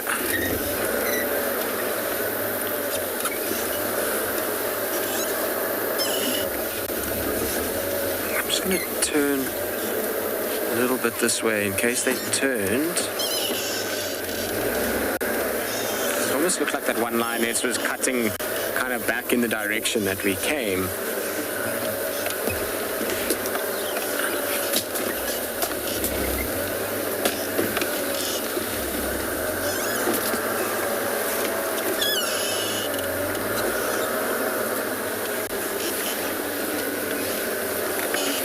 You'd think that we had gotten past them already.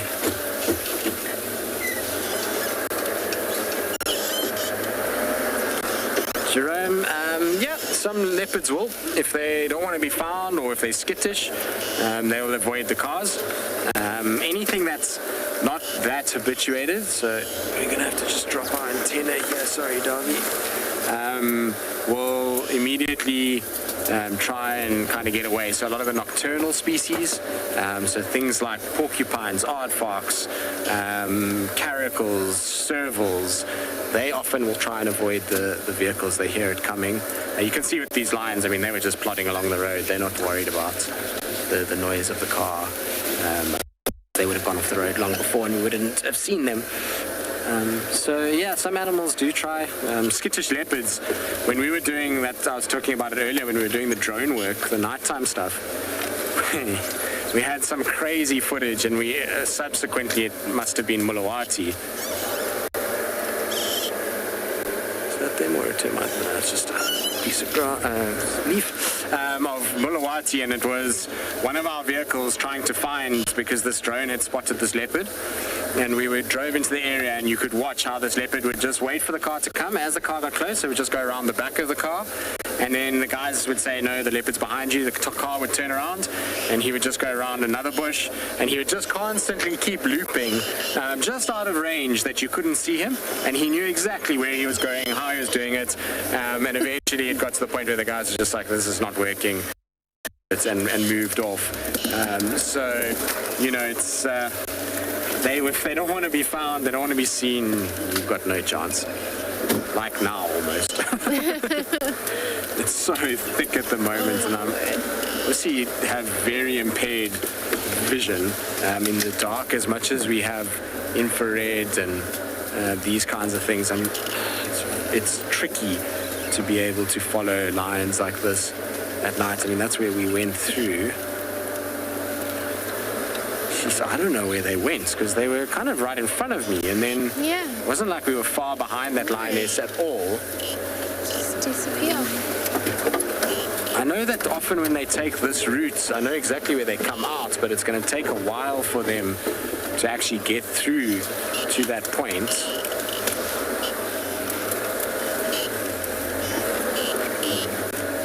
It's so wet down the slope here, because as we're right on the crest at the moment, but it drops off pretty quickly here into a seep line, and that's going to mean we're going to get stuck. So what I think I'm going to do is just get back onto the road and go round and just see if we can get lucky and get them coming out of the block. If they move quickly, it's very possible that we'll get them emerging on the other side. But it just looked like they were stalking something. A bit of lightning. Seeing anything in this is not easy. I'm also a little worried about Wendy's undercarriage here. It's not a place where you want to hit stumps and various other things, because otherwise you get yourself pretty stuck pretty quickly. All right. So it's going to take us a little time to get around to the point where they go. If you walk it, it's actually pretty quick, but in terms of driving, you've got to go quite far south to then come back north, or southwest to then come north. So we'll just do that, and then hopefully we'll get them. What's this in front here? Is this them in front? There's something, yeah, lions are in front here.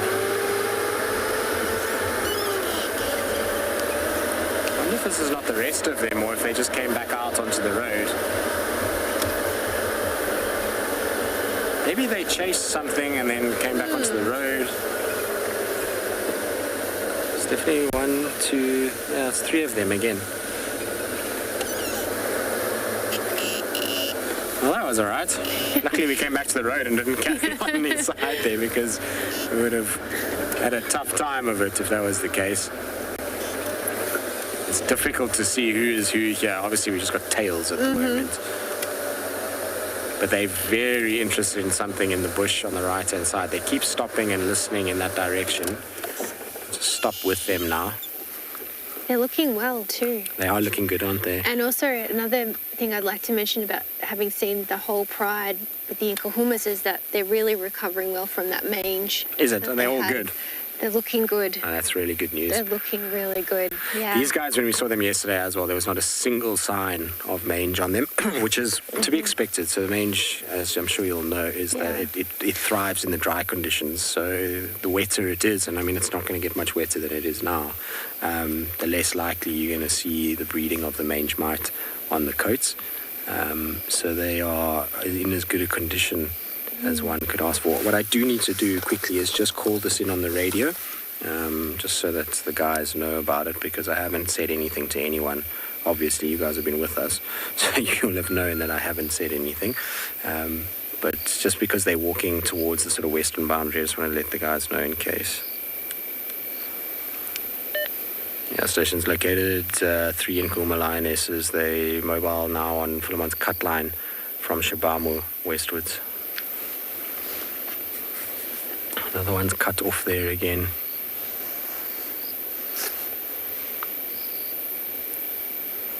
Andrew, perseverance does pay off, and patience too. The bush gives you when it wants to give. And so sometimes you just got to kind of trust the process, and eventually things will happen. We're in an area where we have a huge amount of predators and animals, and you will get it eventually. I think as guides particularly, we often fret so much about, we need to find this now and we need to find that, and it's understandable because, I mean, Jenny, you'll know this, it's a long way to get here. And there's a lot of aspirations to see things, and as guides we always want to try and provide the best possible experience we can to not only the guests, but in this case obviously to you guys back home. And so there is sometimes this pressure to try and find as much as we can and as often as we can, so that you guys get to see your favorite animals. And but the bush is a funny way of rewarding patience. It's something that I say often.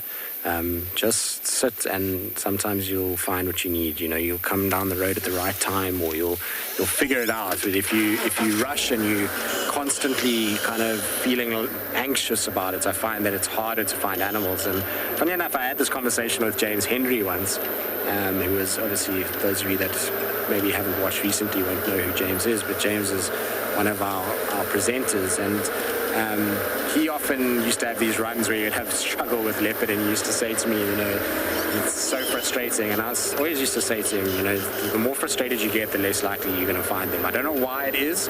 Animals have an innate ability, I think, to pick up on whether or not there's a good vibe out there. And if you, I don't know why I say this, because it's probably not in any way true, but if you kind of have this anxiousness and this always pressure that you want to see something without just trusting the process, then often it can become harder to actually find the animals than not, because you typically then drive a little bit quicker than you normally would. You maybe don't check for a track as well as you should. You don't stop and listen or appreciate an impala. And Jenny, you were telling me this, is that the impalas have been one of your favorite parts of the trip. Yeah, absolutely. Which is cool. It's been amazing. I mean, I've just realised how beautiful they are, and how I've just enjoyed just spending time with them. I could sit with them all day. No, so you see, that's the thing. Incredible. It's like impalas are an animal that everyone kind of goes past, but I mean, you've been on this crazy safari, and as you say, you've seen cheetah, you've seen wild dogs, you've seen lions, leopards, hyenas, everything else, but impalas have been one of your favorite parts about it because of how pretty they are, and sometimes stopping for them. And I don't know if it's happened on your trip where it's led you to something else. No, not as yet, but even just the beauty of the impalas themselves, That's awesome. So, that's the thing, is I think you got to appreciate everything, and when you start to appreciate things and you start to stop for multiple different things, that's when you start to really, the other stuff starts to come together, and you pick up what you need, There has been sightings though where we've been in sightings, like for instance when I was at Ingala and I met the Birmingham lioness standing in the riverbed. And my very first drive, and I got to see the little Eric's cubs. spoiling you. He was brilliant. Eric, love him. And then the 2 elephant bulls came in and mock charged the car, and just all the other little sort of aspects to it. That came into the sighting. So it was. So that's like another really thing special. that's a big thing and I hope that any of you, there's a little scrub here. That's a very brave scrub here to be running alongside lions. And I hope that any of you that do come on safari, that this will hopefully ring true for you guys, is that when you come out on a safari, as much as it's amazing to get the photographs and everything like that, there's also an element of just taking in the scene. So it's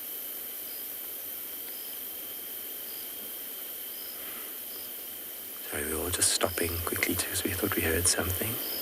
Roaring. Roaring, did you hear roaring? It was roaring, 100%.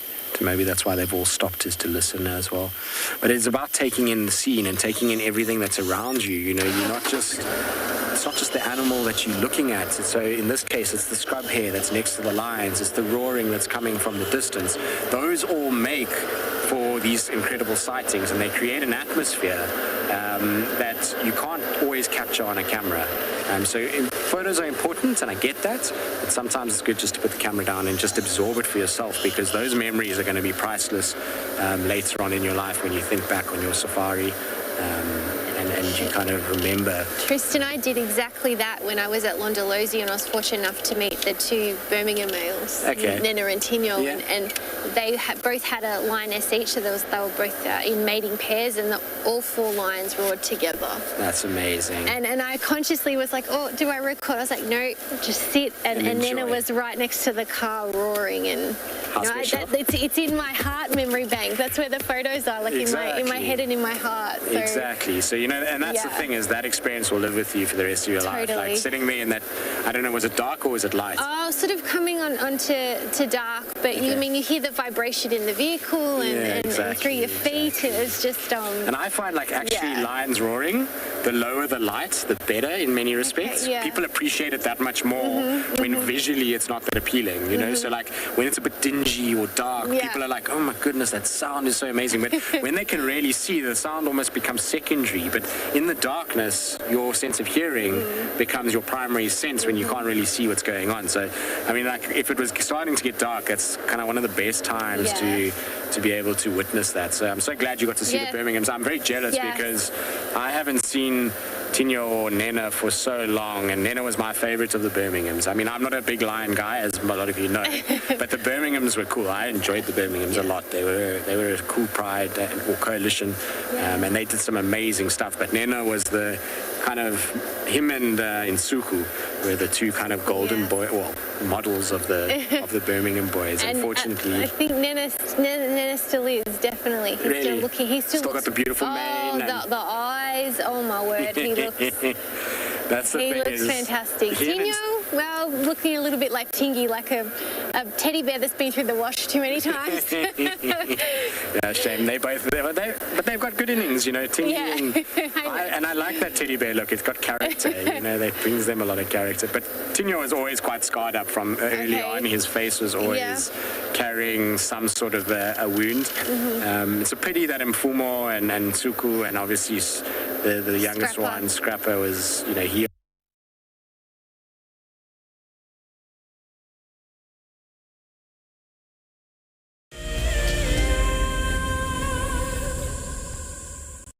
February is the month of love, and nature is no exception.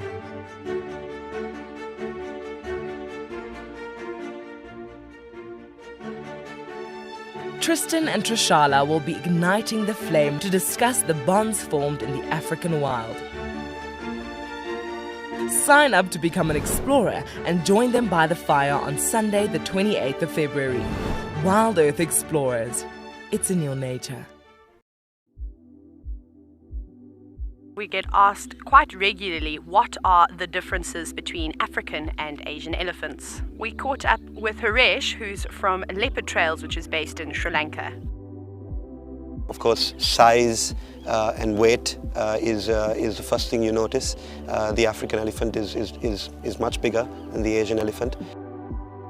Tusks in the Asian elephant, it's a very small percentage of male elephants only who have tusks. I was told that there's a theory that the African elephant's ear is in the shape of Africa.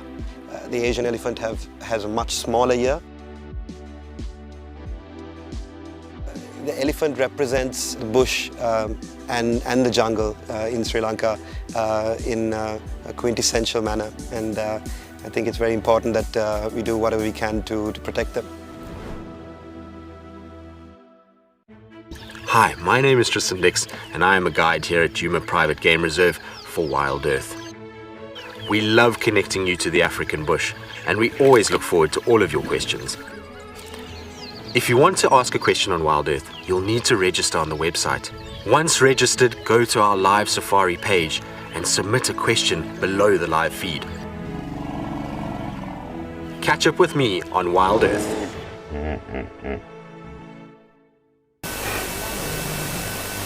This is a battle of two great carnivores of the African wilderness.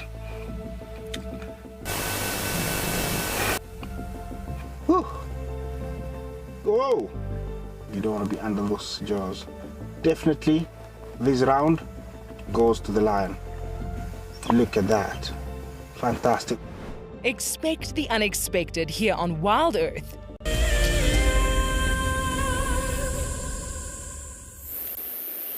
Well, as you can see, we're still with the 3 lionesses. Sorry about just now when we had a little technical difficulty. I don't know what kind of happened there, but anyway, we're still with the lions. You can see they've gone into a bit of a stalk mode. Look at how that lioness is moving. Paws are slowly kind of pressing through the bush. Heads are much more lowered than what they were walking just now, and I don't know quite what it could be. The rain has just started. There's a storm rolling in. There's thunder. There's lightning. And so it's perfect conditions for lions to be on the hunt. They will use these conditions much like leopards would in order to find the food that they need. And they are just looking so good. I mean, yesterday they were full. They had eaten well yesterday. But they still look in supreme condition. Their muscles are all well developed. They're not looking really skinny at all. And it's nice to see how they've kind of developed into these power lionesses after being those small little cubs that future was almost threatened by the fact that the pride had white muscle disease at one point in 2016, and it looked like it was going to be a really uphill struggle for those Nkuhumas. But I mean, they've managed to raise serious lionesses. These girls are not small by any stretch of the imagination. Unfortunately, though, where they're heading is somewhere that I'm very reluctant to off-road in. It is an aardvark paradise in there. In fact, the last time I saw an aardvark was right where we are right now, and it gets crazy in there. It's really not a funny place to off-road. I even have left leopards just because of how difficult it is. Just trying to see how far we are from. They might pop out for us. Let's just go around a little bit. Also don't want to go off-roading through thickets and chase whatever it is that they are potentially stalking, because in this area could be impalas, there could be a wildebeest hanging around. There's a little clearing that's just here that they might be moving towards. Could also be an aardvark. Imagine that. That would be quite something. Have we ever had an aardvark on Djuma Live? I don't think so. We've seen them on the drone, and I've seen them with my own eyes since I've been at Wild Earth. That was after a drive had finished the one day we spotted one. Yes, you had a deceased one, I remember that, but we're talking about live ones here, David. We don't want dead ones, I'm afraid. So this is the little clearing, but there's no impalas, no wildebeest, so I don't know what they are after. Let's just turn here and we'll just park for a little bit and just listen. And the one nice thing is when lions hunt, the sound of hooves and lions running is pretty distinct. And we should pick it up pretty easily if they do come out in this section.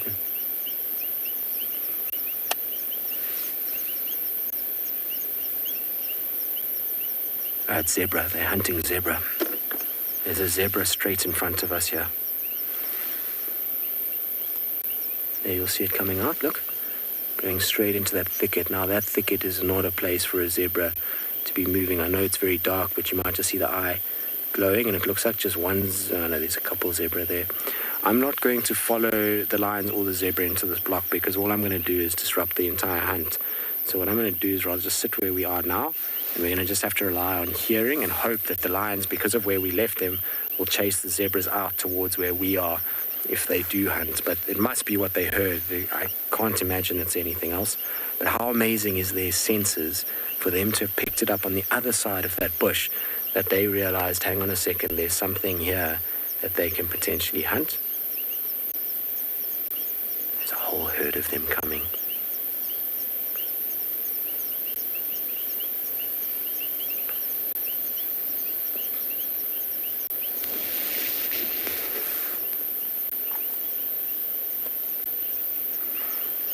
So Riley, who's 9 years old, wants to know why lions hunt at night. Well, Riley, it's pretty simple because lions see better at night than the prey that they go after. So Riley, you know when you go outside and the lights are off, you can't see very well, can you? Our eyes are not designed to see well at night, and there's a very good reason for that, because of the cells that are in our eyes. So we have rods and cones, and cones give us color, so we're able to see all the different colors of the world, and rods are ones that pick up light. And so we have a very good split between the two, which means we get very, very good color, but we don't see well at night. Now with cats, they don't see very well in color, so a lot of their world is very washed out. They don't see the same bright colors like you and I do. They see much better at night because they have a lot more rods in their eyes, and that means that for them, their night vision is kind of like our day vision. And the zebras, on the other hand, not quite. So they get an advantage. They're able to hunt easier at night.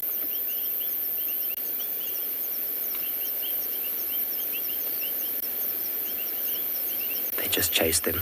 You can hear thundering of hooves through the thickets. Let's just go around quickly.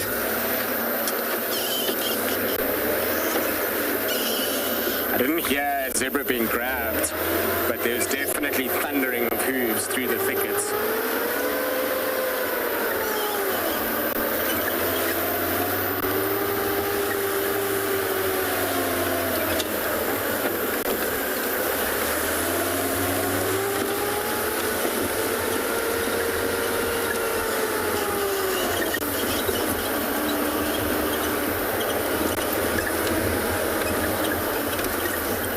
The bigger main road because I'll be able to see a lot nicer here than I will on the fire break. There's the zebra on the road running. I just want to try and scan to see if there's any lions behind it. I only see one little zebra running down this road. I don't know if the rest are already out. It's just one track on the road here, still running down.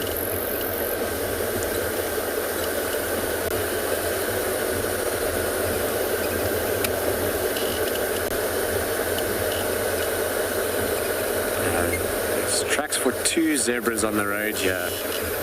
I wonder if they split the herd somehow and the others ran in a different direction. Crazy. Alright, let's just turn back a little bit and just go check, because often if lions miss, then they come back to the closest point of the road. But there's definitely way more zebras than what just came out here, from a tracks perspective.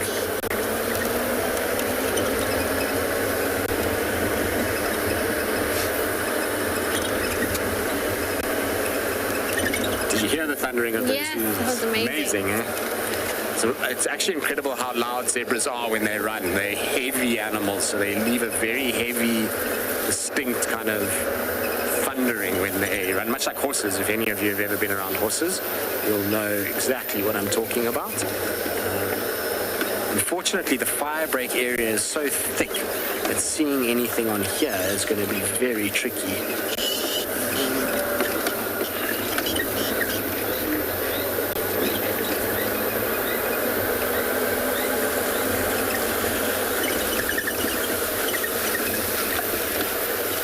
Also see how wet it is in this section. You can hear the kind of water on the road.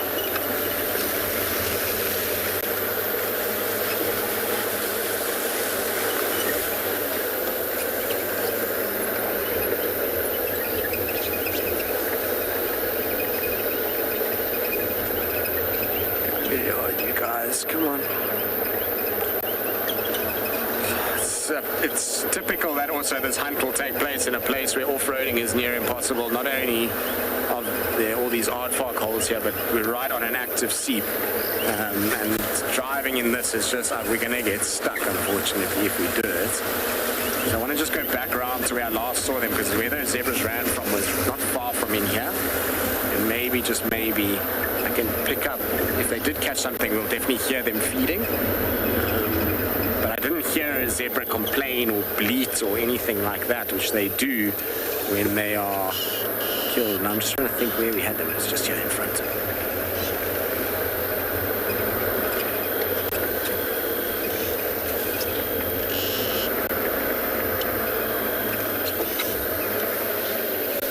let's just turn off quickly and have a little listen. And just hear, if they're in here, we'll hear them if they're feeding.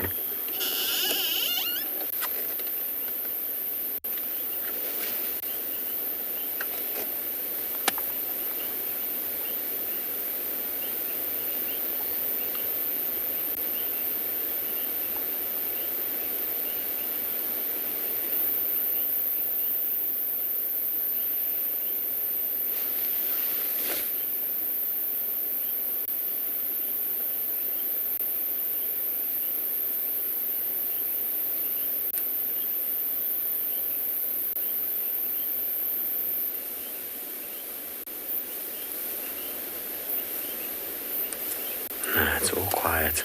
When lions catch something and they start to feed, there's lots of groaning and growling as they jockey for position. It's not a quiet experience. I just don't know which way they would have come out. Either they followed the zebra out of the other side, or they could have run further down in the block. I'm not 100% sure now where to actually check for them coming out. I was hoping that they would have emerged back to where we started, or where we left them going into the block, but they might have just gone all the way back around to where the zebras came out. Because often when things run, they just turn and they go back to where they were.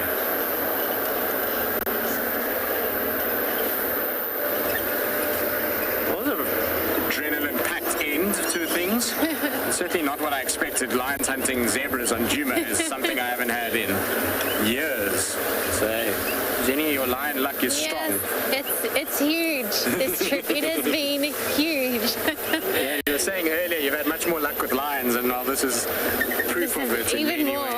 Yeah, it's just that's my animal. Well, that's a good thing. But this has been super cool, right, to hear the sound of everything running. I believe everyone that's watching is very happy that you got to see lions this evening and that it wasn't a barren drive. That's great. And we'll have to try and track down Tandy and Marips and Tlalamba while you're still here. Jenny's going to be staying at Djuma still for a few more nights.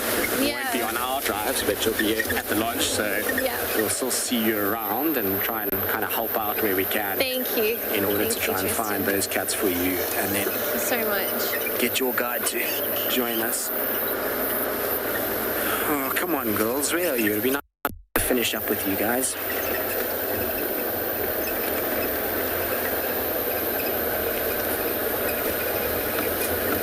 Definitely not an easy place, or good place for zebras to be. I wonder why they went in here like this. I would have thought they would have just stayed on that clearing or on the fire break.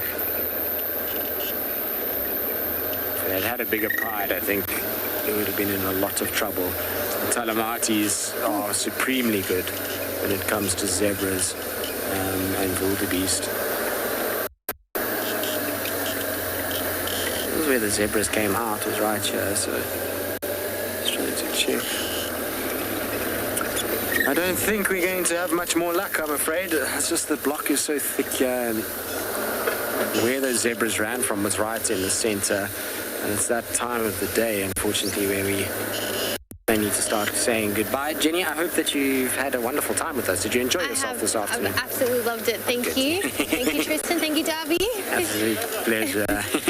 I'm sorry we didn't get the spots, but we did get the lions, which was... We got the 20 cats. So. Exactly, we got the 20 cats, so that's always a good thing. And we also had a lot of fun just chatting about all things kind of wildlife related, which is very, very cool. Now, hopefully all of you at home had a good time as well. Remember that you can also join this process. Ticket to Dream is how you basically end up on the vehicle with us. And like I say, hopefully at home you had a good safari. Seems like Pinda delivered lions and well, Djuma too, so it was a tawny-filled drive. From all of us, it's been an absolute pleasure. We look forward to seeing you tomorrow morning on our sunrise safari. Bye for now.